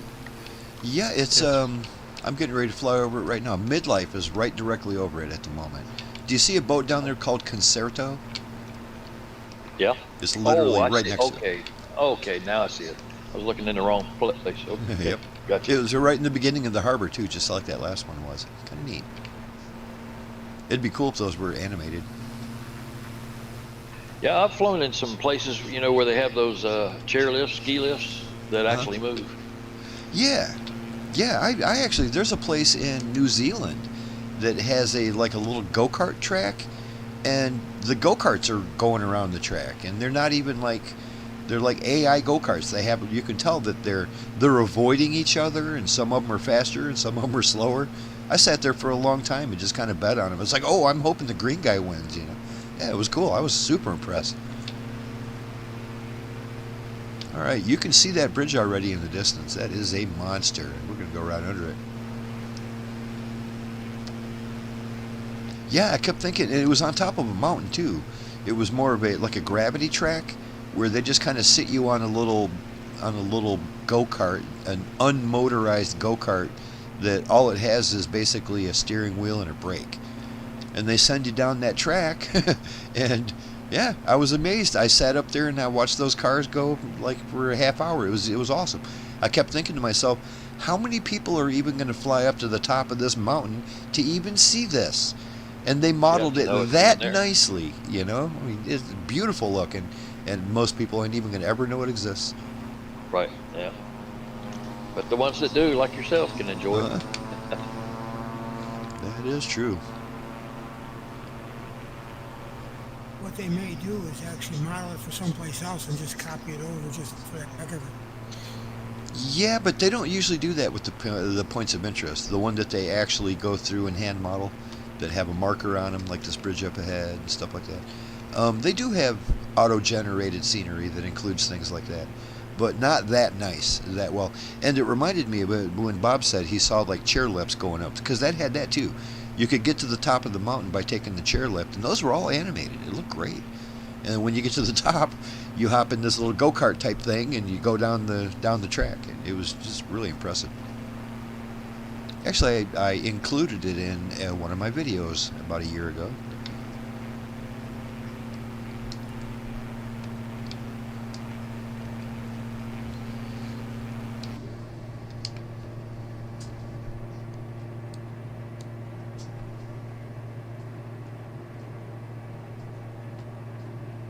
Right, the Akashi Kaikyo Bridge. Once we hit that, we're going to climb up to 5,000 feet and get right back on course.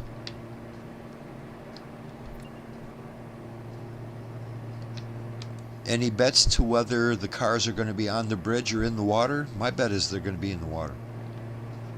Yeah, probably so. The ones that I went under back behind us, they were falling off the bridge into the water. Yeah. I was watching them fall.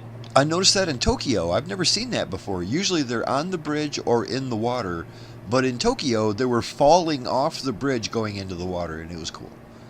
Yeah, that's what I was seeing. Ooh, let's hope we see that again. That's kind of cool looking. I mean, I guess it's a step in the right direction instead of having them just purely in the water.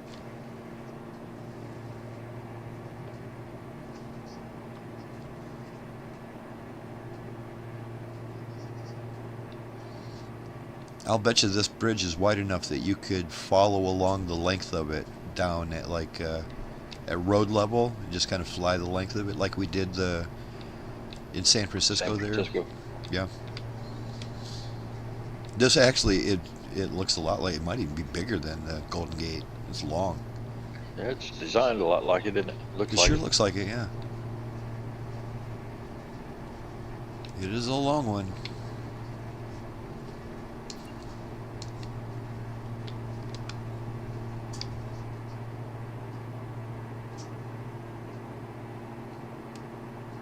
So far, I don't see any traffic whatsoever. No, I'm not seeing anything. I'm coming up right behind you almost.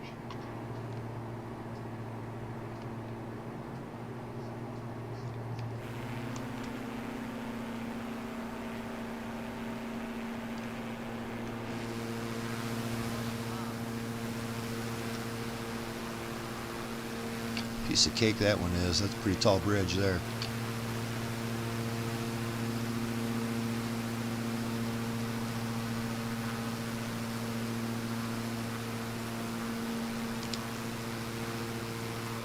Oh. That's why.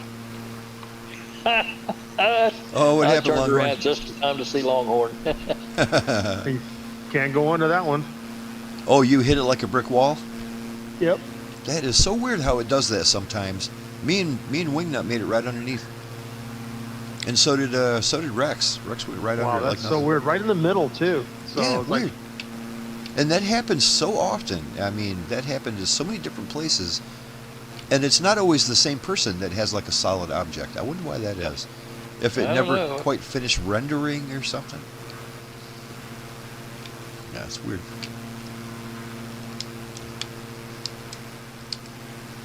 All right, we are pretty much right in line with that pink line. Let's keep following it to the next bridge. I'm going to go up to 5,000.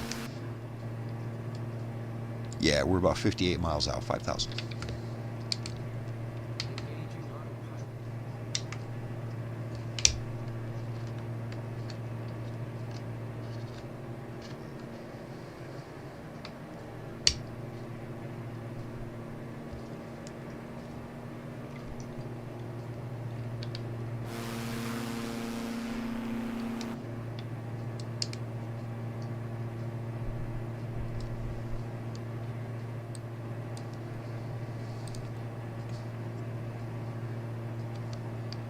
All right, when we get to Hiroshima, let's see here, we do have an ILS approach.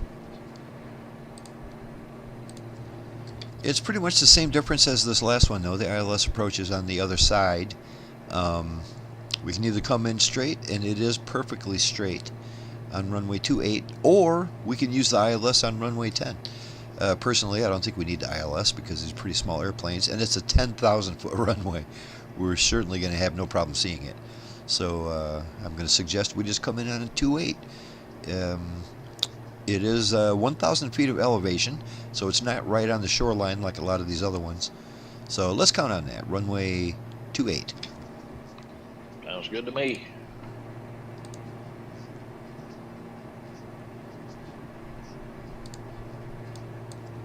But that's after we check out the latest bridge when we get there.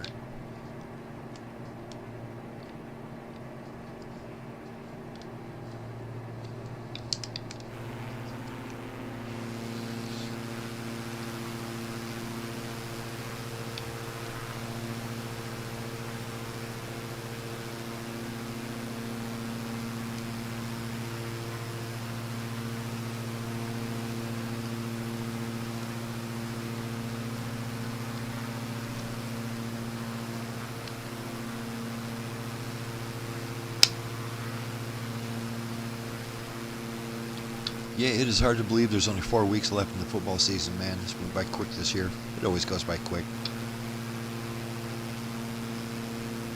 4 weeks until playoffs. Yep. Your Lions gonna make the playoffs? At the moment, we have a 55% chance of making it. Well, it sucks too because we're 3 games above 500. Any other year, 3 games above 500, you're winning your division, you know? Not this year. We're 3 games above 500, and we're kind of tied with Green Bay, except Green Bay has that tie, so that screws everything up. That puts them ahead of us because they beat us. And the Bears are ahead of us just because they're 1 game ahead of us. It's just simple. They lost fewer games. So we've got 2 teams ahead of us in our division that need to fall down for us to even get a wild card spot. So it's the big thing going on this weekend is the Bears and the Packers play each other. And now I've got a big decision. Who do I root for? Of course, I like the Bears way more than I like the Packers. But I think I'm going to have to root for the Packers on this one, just for my Lions.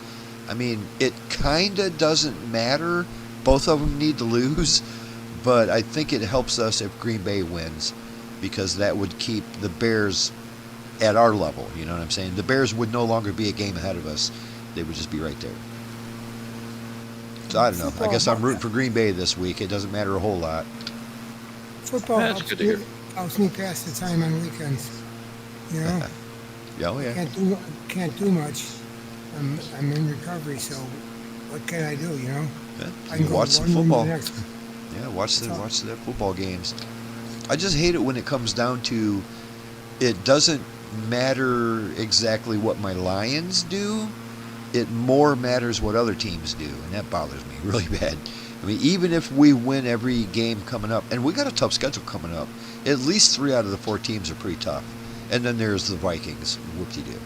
But the other 3 are pretty tough. We got to play the Bears again. We got to play... God, who do we got to play? It's a couple teams that aren't very easy. And it's going to be a tough schedule. And even if we win all of our 4 games, that doesn't guarantee us a spot in the playoffs. It depends on what other people do. And that's just not a good feeling, man. You know, it seems like this year every team has not a fatal flaw, but a glaring weakness in its team construction. And if somebody takes advantage of that weakness, they tend to lose, and if they don't take advantage of that weakness, they tend to win. Well, and that's where you get the teams like Kansas City and who's the other one? Like the Patriots. Patriots are like the #1 team right now, and they started out terrible. You know, in the beginning of the season, Kansas City wasn't doing all that good. There was a lot of teams that were just losing. The Bears, they're #1 place in the NFC North, and they lost like their first 3 games. And then all of a sudden, towards the mid to late part of the season, they start picking it up. You know, and that's what the good teams got to do. You know, you got to be playing your best football in December if you want to make the playoffs nowadays. Well, obviously the Patriots will be in the playoffs. The Bears will be in the playoffs. I don't know who the West Coast. The Rams, not the Rams. The Rams. Yeah, Rams are looking good. We got to play the Rams too, and that's going to be a tough game. They're looking real good this year. Yeah, we're playing them Sunday. And Seattle looking good? Seattle looking better? Oh, Seattle's doing great. Yeah, Seattle, they're having a good year. Broncos actually had a little stretch there where they were looking really good. I bet you our buddy Sable was loving that. But, yeah, I don't know if they might have lost last week. But they were really on a tear. I mean, for them, it was like, oh, all of a sudden we got to look out for them too. There's a lot of teams doing good right now. Most of the really good teams are in the NFC, and that's unusual. Usually AFC is pretty strong. But most of the teams that are in the NFC, there's a lot of teams like the Lions and the Bears and, you know, many other teams in the NFC. Our records are very similar. We're only like a game apart. And that is the difference between making it and not even getting a wild card, you know. It's a very tight race in the NFC, especially the NFC North. Well, it gives us something to look at and to cheer for, and hope for a miracle win from here and there. You know. Yeah, I'm loving it. I love me some football, and this is what you want. You want it to be exciting at the end of the year. And hey, look at it this way too. Last year my Lions were 15-2.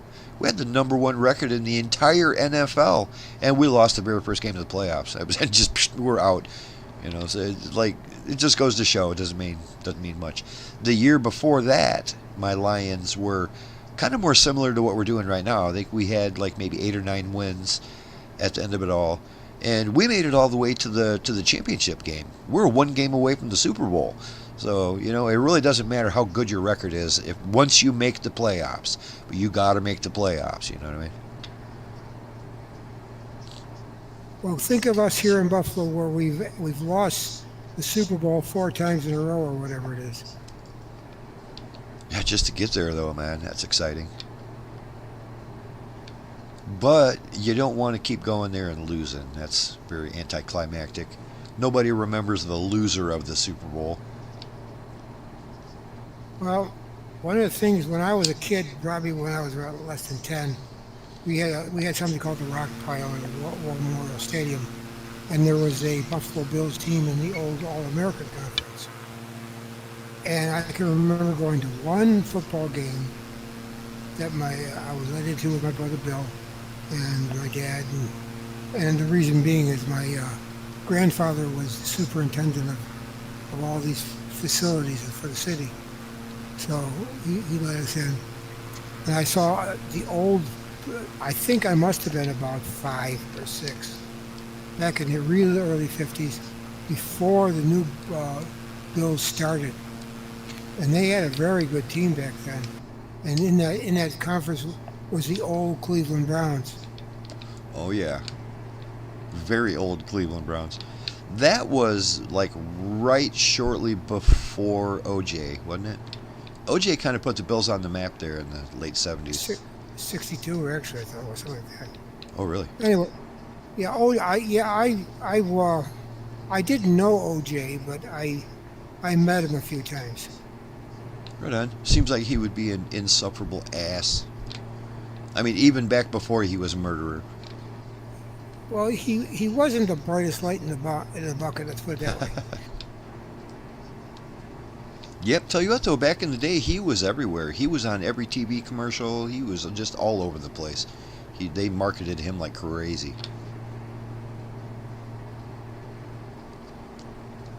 Well, I didn't. I don't tend to remind people that I once met him because it's not a good thing these days. Right. I don't know. Hey, that's kind of a brush with celebrity. Why not? I mean, if I met Marilyn Manson, I'd tell people about it. The only famous person that I ever really met when I was flying back from Germany on the airplane, like I said, I was like 10 years old. We lived in Germany, and when we flew back to the States, I was sitting like across the aisle from, what's the guy's name? The guy that played Klinger in MASH. And no, he wasn't wearing a dress. Jamie Farr. Yeah, Jamie Farr. I was sitting, I could have reached out and touched Jamie Farr's arm.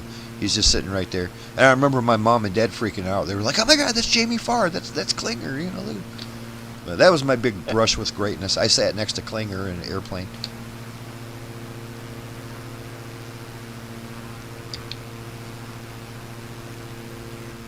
We knew that because he's from Toledo, and they had the restaurant he always talked about in Toledo and MASH was the Tony Paco's, which was actually still there when I was there anyway. Wow, cool. Must have some good tacos. No, Tony Paco. Oh. They had some more good. Italian. They had good Pacos. they had what were they, like bratwurst type sausages and stuff? They had. I never actually ate there, but they would sell their stuff in the grocery store, marketed as Tony Especially Paco's locally, huh? sausage. Yeah. Another claim to fame, not a big one, a small one, is that with my mother, I went downtown here when we still had streetcars.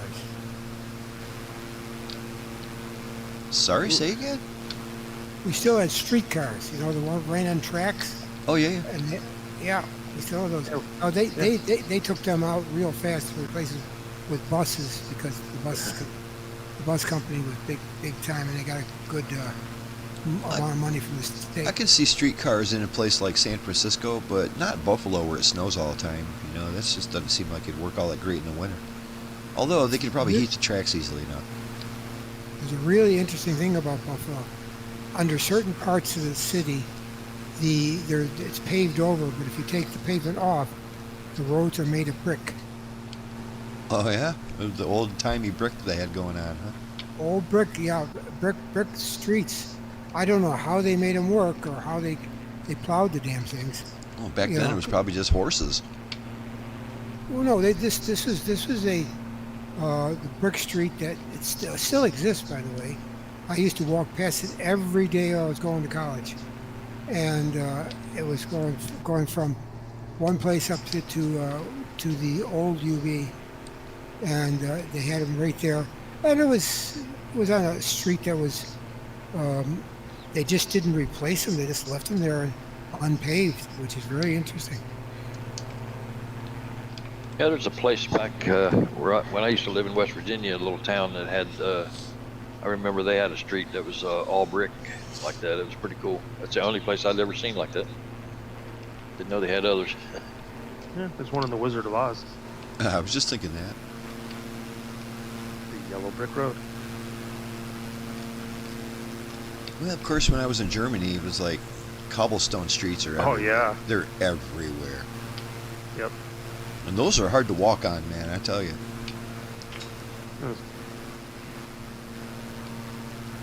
Probably worse when they're covered in ice and snow. Oh,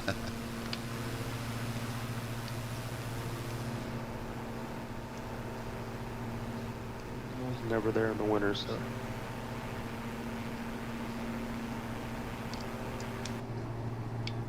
Hey, take care, guys. I gotta go. Take care, Coast. It's great hearing from you, buddy. You go ahead and get some rest and enjoy the football games this weekend.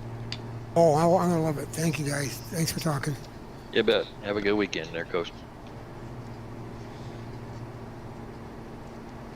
We're 19 miles out from that next bridge.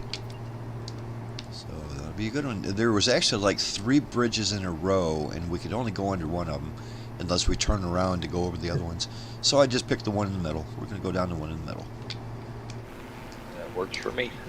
Probably be the one with the invisible wall under it again. Right. Yeah, right down the middle like that last one. Yeah, this is the Hamamatsu Bridge.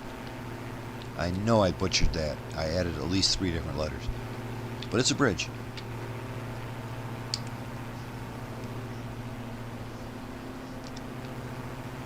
I can see this place around here. You'd either have to have a bridge or a boat. I mean, there's just little islands everywhere. Cessna 172 would work just fine. Yeah, that would. How about an Icon? I'd love to have one of that in an area like this, an Icon A5. Or even just a Goose. Yep, the Goose. I would go with the Goose. Or the Albatross. Although that Icon is nice, you could fold the wings up and tow it behind your car. Or when you're in the water, fold the wings back and now you got a boat.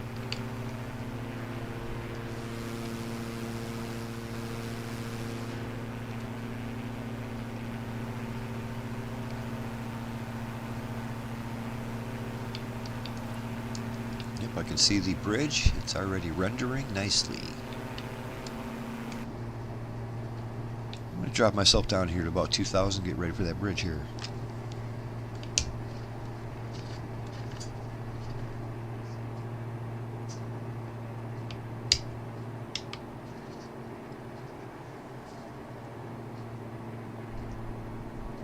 There are islands all over the place here. They're everywhere. Nice to have a boat. Tell you what, you gotta have a boat around here. You're not going anywhere. You can stay in one of the big cities that are all around. I suppose. You want to That's see no these fun. islands? I want to go check out these islands if I lived around here.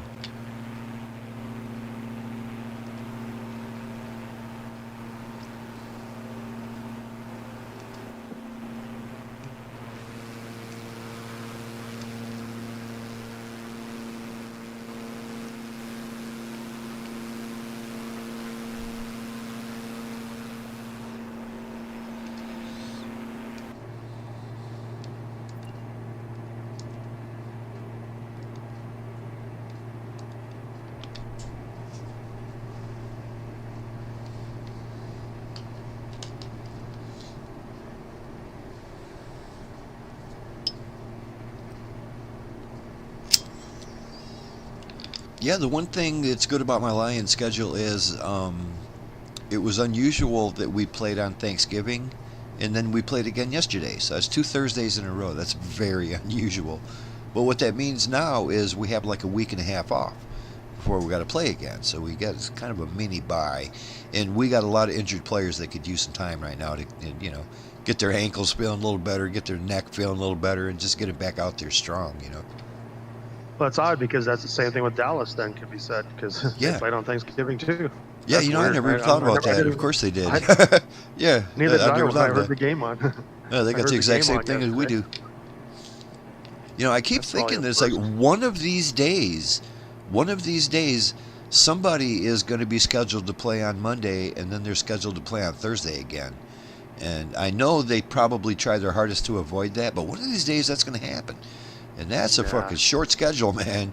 I'm sure they could work their best to try to avoid it. That's when they proposed having Thursday night games. I'm sure that came up, where we could not have people playing, you know, Monday on one week and then Thursday on the next week. That's just too much. Nobody's going to want to do it.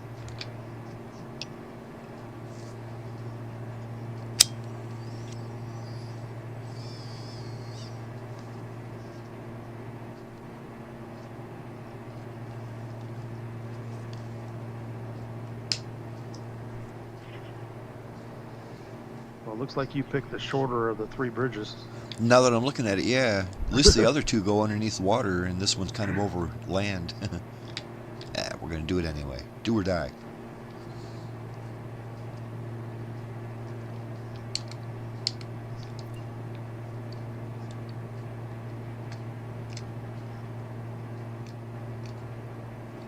Yeah, it looks like to the left of it, it's more of a out over the water bridge.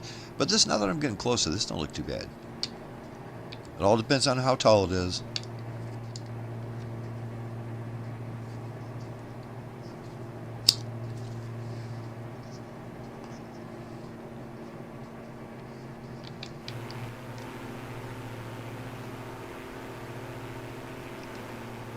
At least they don't go overboard with the bugs on my plane. It's got some, but it's not real bad.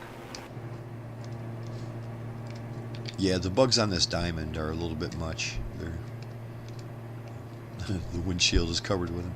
I just wish that, like, when you're on the ground walking around, you could do something to clean it up. That'd be nice. Yep. Well, yeah, you should be able to like request like a plane cleaning from the EFP when you're on the ground. Uh-huh. Yeah, like right in the same place where you'd add fuel and stuff.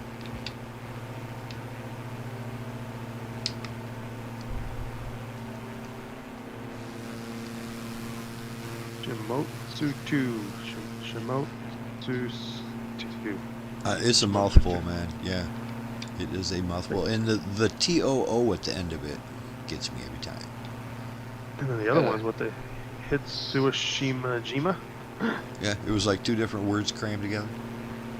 All right, Got a we're lot of going vowels in. in there, huh? Alright, gonna give it another shot. Probably Good drag luck. my rudder on the bottom of the bridge. Yeah, hopefully you're not going to run into a solid brick wall. The weird thing is I didn't even see it. Well, you never do. I mean, like, even when we went through, like, the St. Louis Arch, somebody had that same problem. I don't remember who it was, I think, but... I think it was me, yeah. It was Yeah, either there or and New you York. couldn't see it was then somewhere. either. Yeah, it looked Yeah, just everybody fine, and then all of a sudden, whammo, just like you I hit remember an invisible wall. I think that was the first time I'd seen it. That's why I remember it. And it's happened a number of times after that. It's even happened to me. Well, it was really common in 2020 because you couldn't fly under any bridges there. True, And then true. they started to correct them. And then here it's like, but I don't understand why you guys all flew through it and then I hit a wall. We went through a time portal and it closed on you. Pretty All low, right. but Piece of cake. because I'm aiming right for the marker.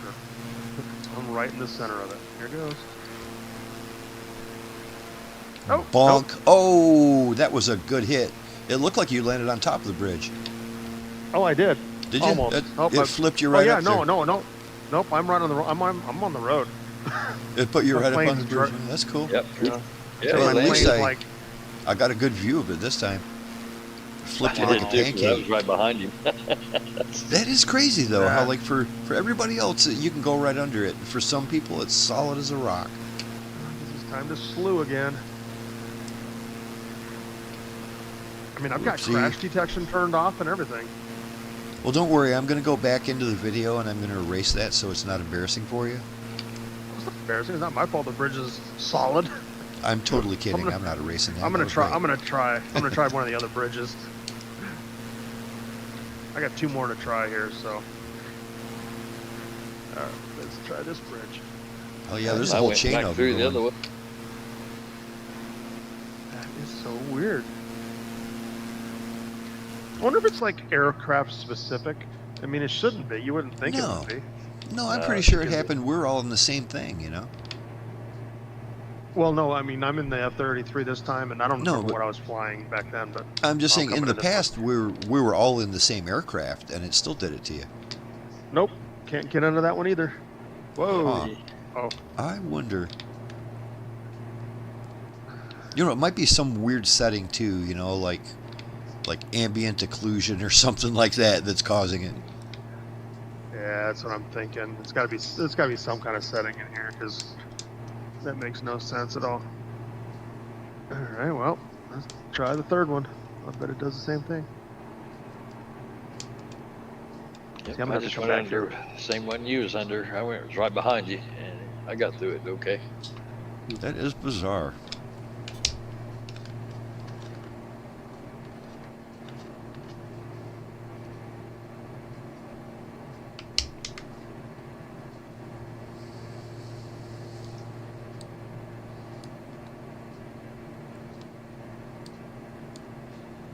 Now I'm gonna have to go back and find a bridge that I know that I've flown under and see if I can fly under it. And if Let's I see. can't, then it's got to be a setting that I've got set somewhere. Right. Well, it's like, I think last week we went underneath at least one bridge, and that didn't happen to you at all. I don't remember if I went under any last week. Yeah, I think he did miss it. He bypassed that one because he was too Oh high. yeah, no, I was in a hurry because I got on late, so I just skipped everything. That's right. Nope, can't get under that. That one just kind of like bounced me off and shot me into the air, and I kept flying on that one, Hey, at least it saved you some time. but I couldn't get under that one either. Wow. Yeah, Flight Simulator just likes to throw them curveballs, man. Yeah, you got to figure out what kind of go through all your settings, check that out. That's part of the fun of the Sims, getting under them bridges. Well, Captain Harper thought that was just cool, so right on, man. I agree, that was pretty cool, Cap. How did your stream go if you're still listening? I saw you streaming earlier. It's always fun watching you. How'd that go? Captain Hopper, by the way, likes to Twitch stream over there. So if you guys go to Twitch and look up Captain Hopper, you can see him doing all kinds of fun stuff.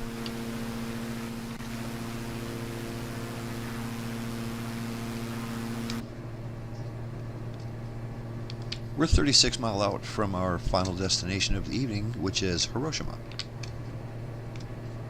I looked up Hiroshima just to try to find something to talk about that wasn't bomb related, and I didn't have much luck. It's all about the bomb. I'm sure if I kept digging I could have found something about, well, nowadays in Hiroshima they like to do this because it's fun. But no, it was all about bombs. And they don't even have that modeled. They've got some temples, stuff like that, but I don't think they have the other Hiroshima where the atomic bomb was. They don't have that modeled at all as a POI. Right. Yeah, there's a famous building there that is a landmark now. That it was like right near the center of the explosion, and it stood. It's like it's missing Wow. parts of it, but they turned it into a big monument. So that's kind of cool. I saw pictures of that.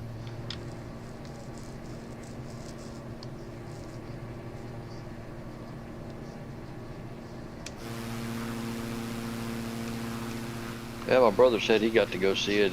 He was stationed at Iwakuni, which is not far from it, but he got to go see that.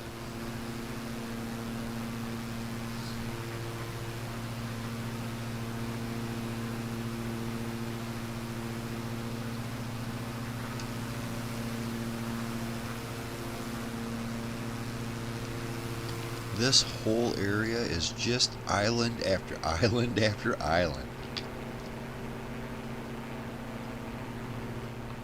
Yeah, they're all over the place, yeah. Some of these little tiny ones, I wonder if they disappear periodically. Like part of the year they're there, part of the year they're not, or maybe part of the day they're there, and when the tide goes out, they're not there anymore.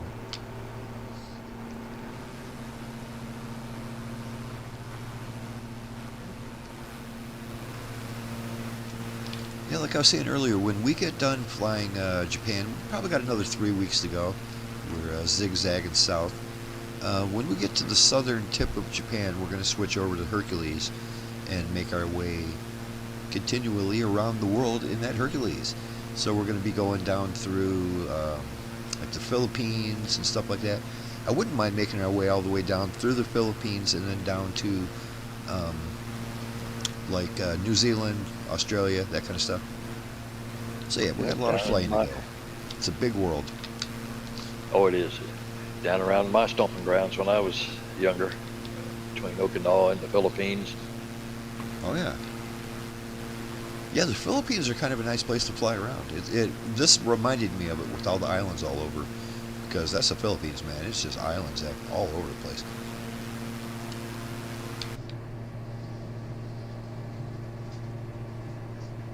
Yeah, when I was down there at Okinawa, stationed at Kadena, it's when Mount Pinatubo blew its stack there in the Philippines, because they were talking about transferring my squadron to Clark Air Base in the Philippines until the volcano erupted, and then they had to move everybody from Clark up to Okinawa. Jeez, that's one thing we don't need to worry about around here too much, the volcanoes, huh? Yeah, that's true. a rough day when one of those goes off. And then for people like hundreds of miles away, you got to deal with like tsunamis and shit. Yep. But I guess if it wasn't for volcanoes, we wouldn't have any of these islands. They say that that's really the only reason why Earth has land of any kind. If it wasn't for plate tectonics and volcanism, the Earth would be a water world. The world would be completely covered in water. There would be no land. But since Earth is lucky enough to have an active mantle with plate tectonics and they're pushing against each other and creating mountains and stuff, that's why we have any land at all. If it wasn't for that, we wouldn't have any land. The erosion would erode the land down flat, and it would just be nothing but ocean. Yeah, well, nature's got to take its course to.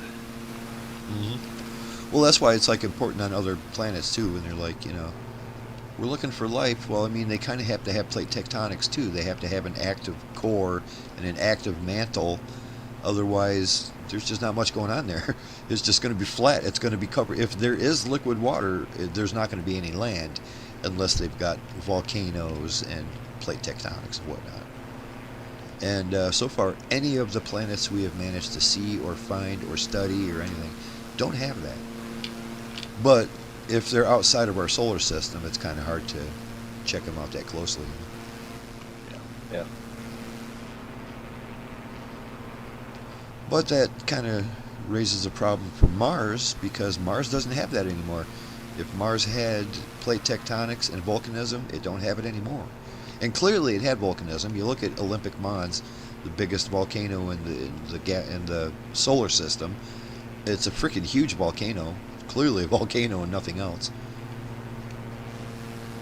Maybe that's why Mars, if it was a lush planet at one time, died, because the volcanism quit. The internal workings of the planet stopped or something, That's possible. I mean, it's interesting to imagine, what could have been.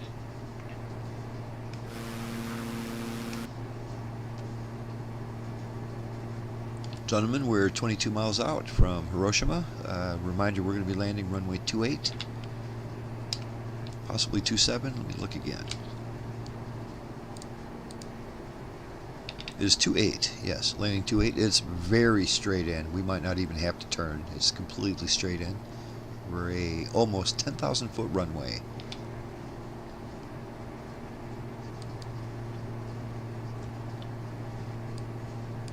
That's pretty big. Yeah, that's a massive one.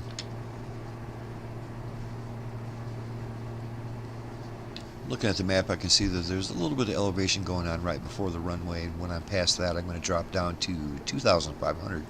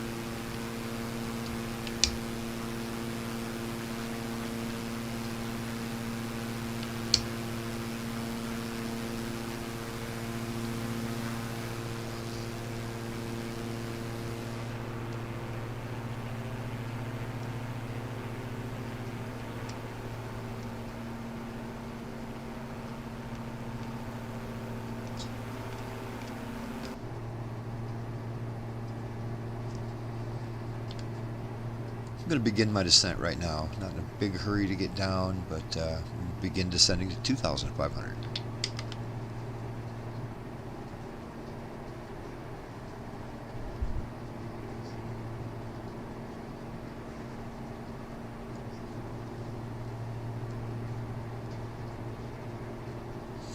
Yeah, it's so bizarre sitting here on a Friday night. I'm still, after all these years, not used to it.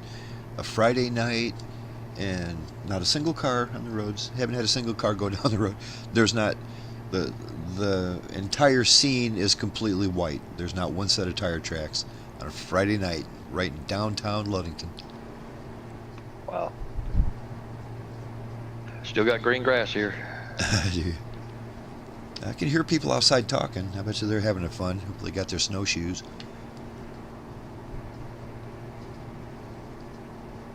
We just pretty much had sun in 60s or low 60s for the last 2 weeks. Oh, that's nice, man. At least Yeah, we 60s, it's that's cold perfect. here. Yeah, that's nice. We've been in the 30s. Oh, geez. Upper 50s to low Yeah. 60s every day. Geez, a piece of 30s. You guys about ready to snow down there. I know. I can't believe it hasn't. I'm sitting at 37 right now, but you know, it's. I think by Wednesday we're supposed to get around 57, close to 60. Just that one day.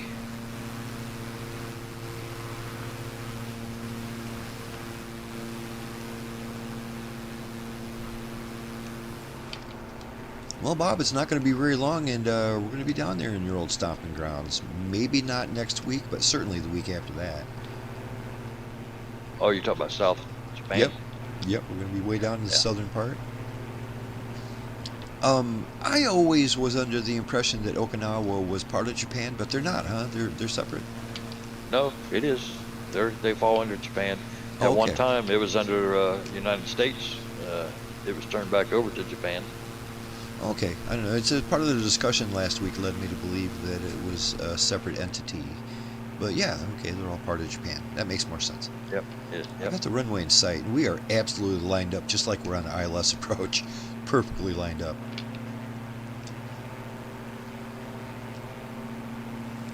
It's one of those interesting airfields too, that it's up on top of a hill. So Yeah, I always can like see that. It looks like a dirt on both sides of the runway on top of this hill. Yeah, like they took the top of the hill and just flattened it out. Right. That's what it looks like from my perspective. Well, it is a big one.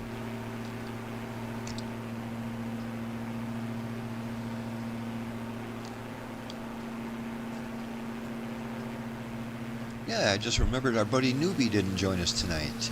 Newbie Pilot, or whatever he calls himself, something like that. Newbie. Yeah, he's been with us the last few weeks. Hopefully he'll be back next week. Newbie, yeah. Mr. Newbie, that's it. Yeah, Mr. Newbie.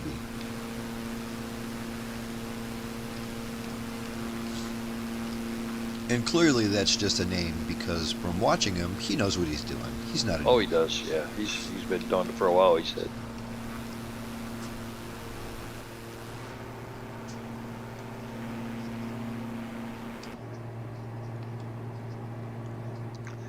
I got you. Hey, buddy, there you are. Doing pretty good in that diamond. I didn't know if I'd be able to catch back up to you. I thought you was up pretty far. Right on. You guys are all using that live weather. That's giving you a big disadvantage on me. Yeah, it is. We had some wind there.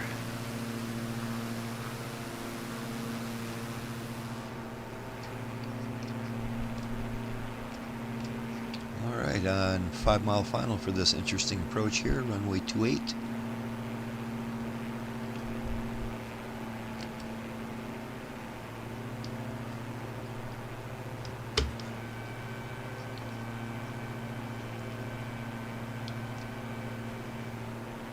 Of course, you all see those bridges down there, don't you?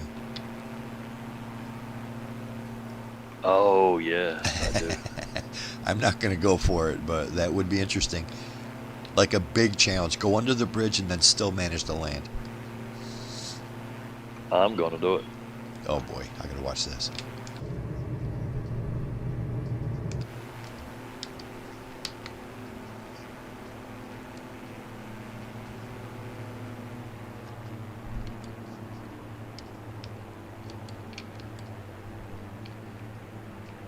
Yeah, I'm going to slow down so you can get ahead of me here. I want to watch this in front of me. I'm doing 210. Ooh, yes you are.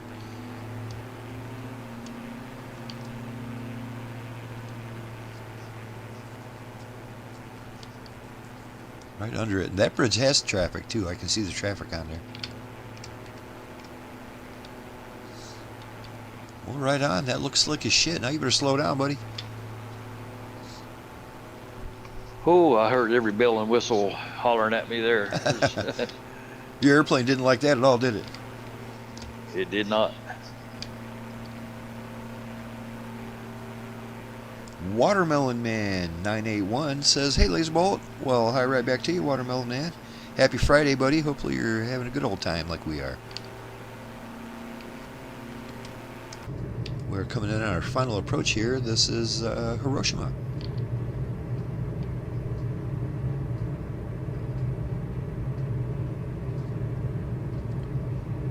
Well, Bob, I got to give it to you, man. You did that slick as shit. You went under that bridge and managed to come right back up top, and looks like that was a pretty good landing, too.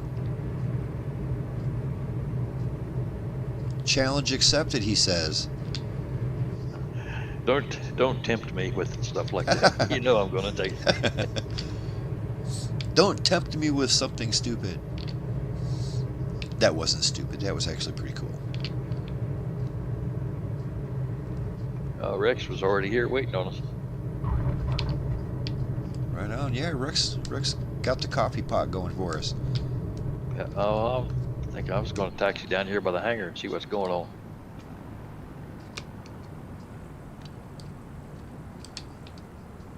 I do like how the trees are changing colors and all that. It's pretty nice.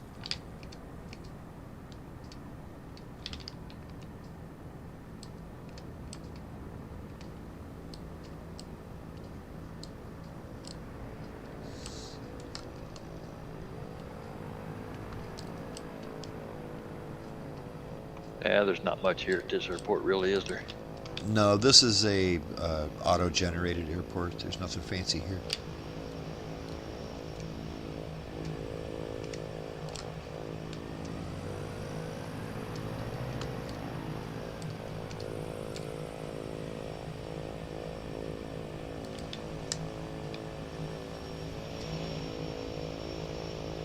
A front row seat to watch Longhorn coming in.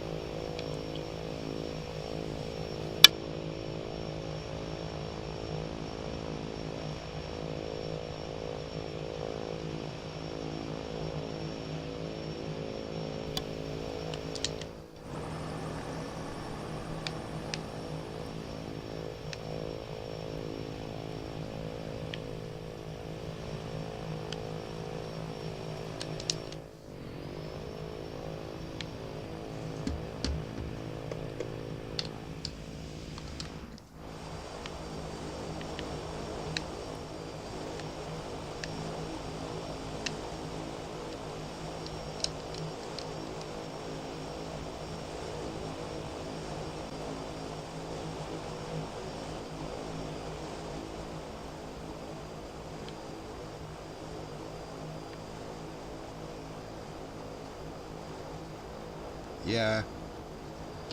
Really like that paint job there, Wingnut. Especially the special W they put on the back of it just for your name. Oh yeah, yeah, isn't it? It wasn't that nice of them. That was very nice of them. That was a very nice landing there, Longhorn. Yeah, the back horse didn't work real well. It kind of got me on it for a little while, but then it got off. But it was off. It looked like you managed to land right at the beginning of the runway. It was good. Well, I turned that off because I was and just manually brought it in the rest of the way. I can't believe you didn't try the bridge. Yeah, I failed 4 out of 4 times. I don't think I need a 5th.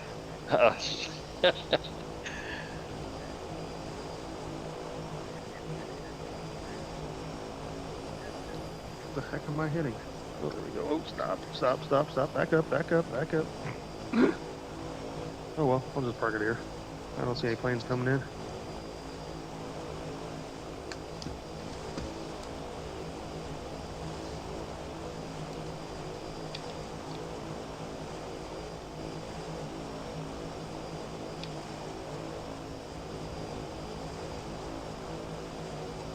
Right on. Watermelon Man says here, maybe by New Year, he'll finally get his sim pit accessible again. Very nice. Install 2024 and join us. Well, that would be great, buddy. We could really like to have you here on the Friday Night Flights. Who was that? Watermelon Man. There's a good chance that I know him by a different name, but there's also a good chance we've never met.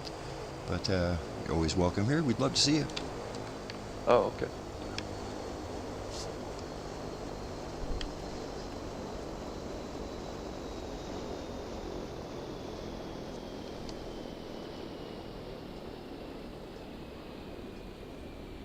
Well, hello, Rex. He's out of the airplane.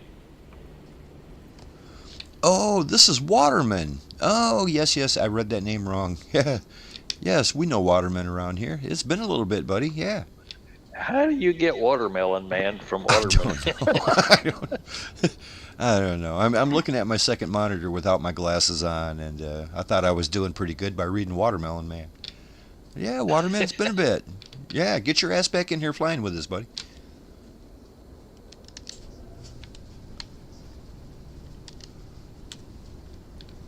So your livery looks like a military type, because it's Corporo de something de Bomberos Militaris. For me, oh, mine. The back of mine just says fire, like it's a fire. Oh, It's certainly I not see it used as for a, putting like- out fires. Maybe it's an observation kind of an airplane for finding fires. You must not Yeah, have no, that I- livery installed or something. oh, well, it's a factory livery, default That livery. is true. I mean, it came. Maybe I know, yeah, it's just doing I've got something to- weird.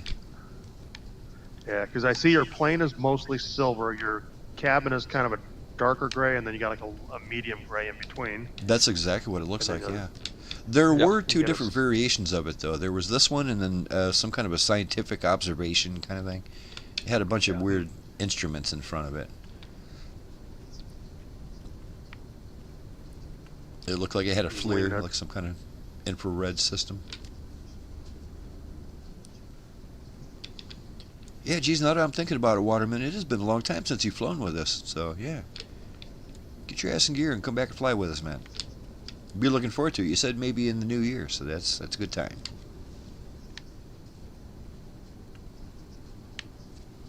Yeah, my airplane does look pretty banged up, doesn't it? You can see how the bug hits and like little chips of paint come off the wing, the edge of the wing.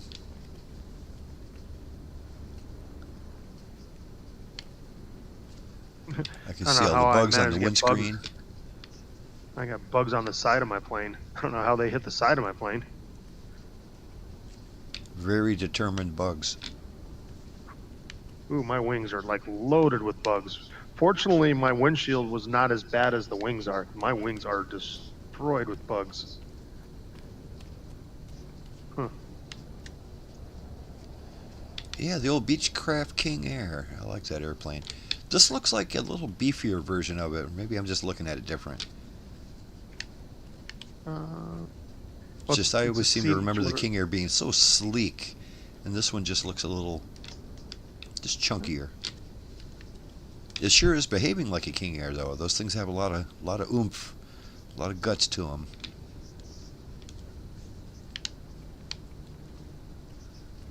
Did you know the baggage door at the nose of your plane opens? I did not know that. Let me check it out. Yeah, both sides open. Oh wait, I think I did try it like a week ago. One of them had like a purse in there. I was going to say just that. Why'd they put a man purse in there? That's I don't carry a man purse. No, sir. Hey, I can check my oil.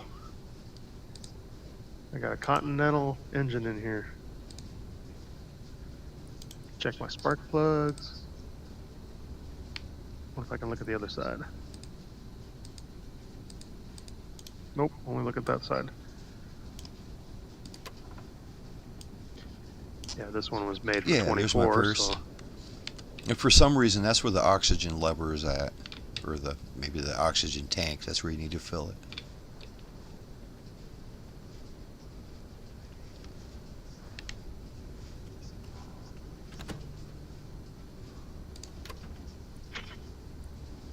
And a laptop on the I other suppose side. I need keys to open up your plane.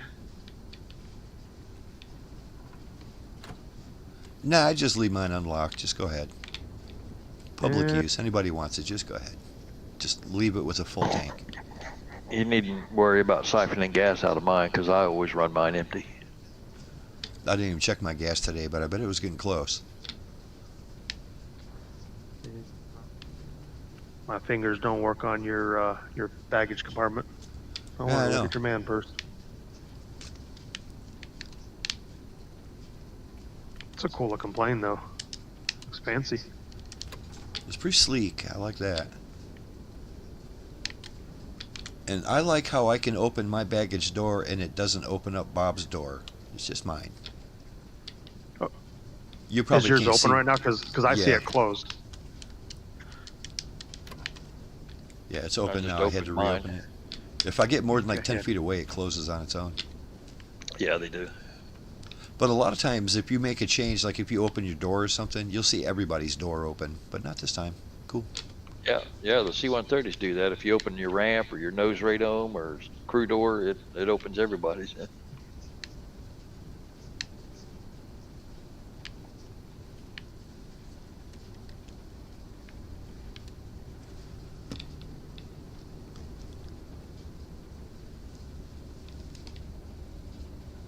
We got JMB joining us, also known as Vulcan Nerd. He says, dang it, he's late. You are late, buddy. We just landed here. We just got to Hiroshima. One of my favorite parts of tonight's flight was flying around Kobe. That was a beautiful area. That entire harbor was pretty stunning. You guys might remember JMB. He was with us last week, and he lives in Japan, and he was telling us all about all kinds of cool stuff going on.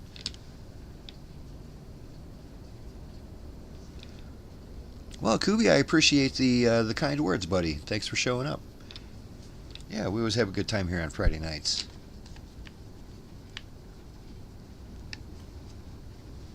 I do think that I'm going to go ahead and shut down the stream now for tonight, guys. Next week, we're going to be taking off right out of the same airport here. We're going to be in the Diamond again, and we're going to continue heading south, making our way towards Okinawa. And after that, we're going to be going to the Philippines and all over that place down there. So it should be a good time. We have a few weeks left in us. And if anybody would like to join us, please do. The information is easy to find in the description of the YouTube video. And yeah, it's real easy to grab the game. It's a simple install.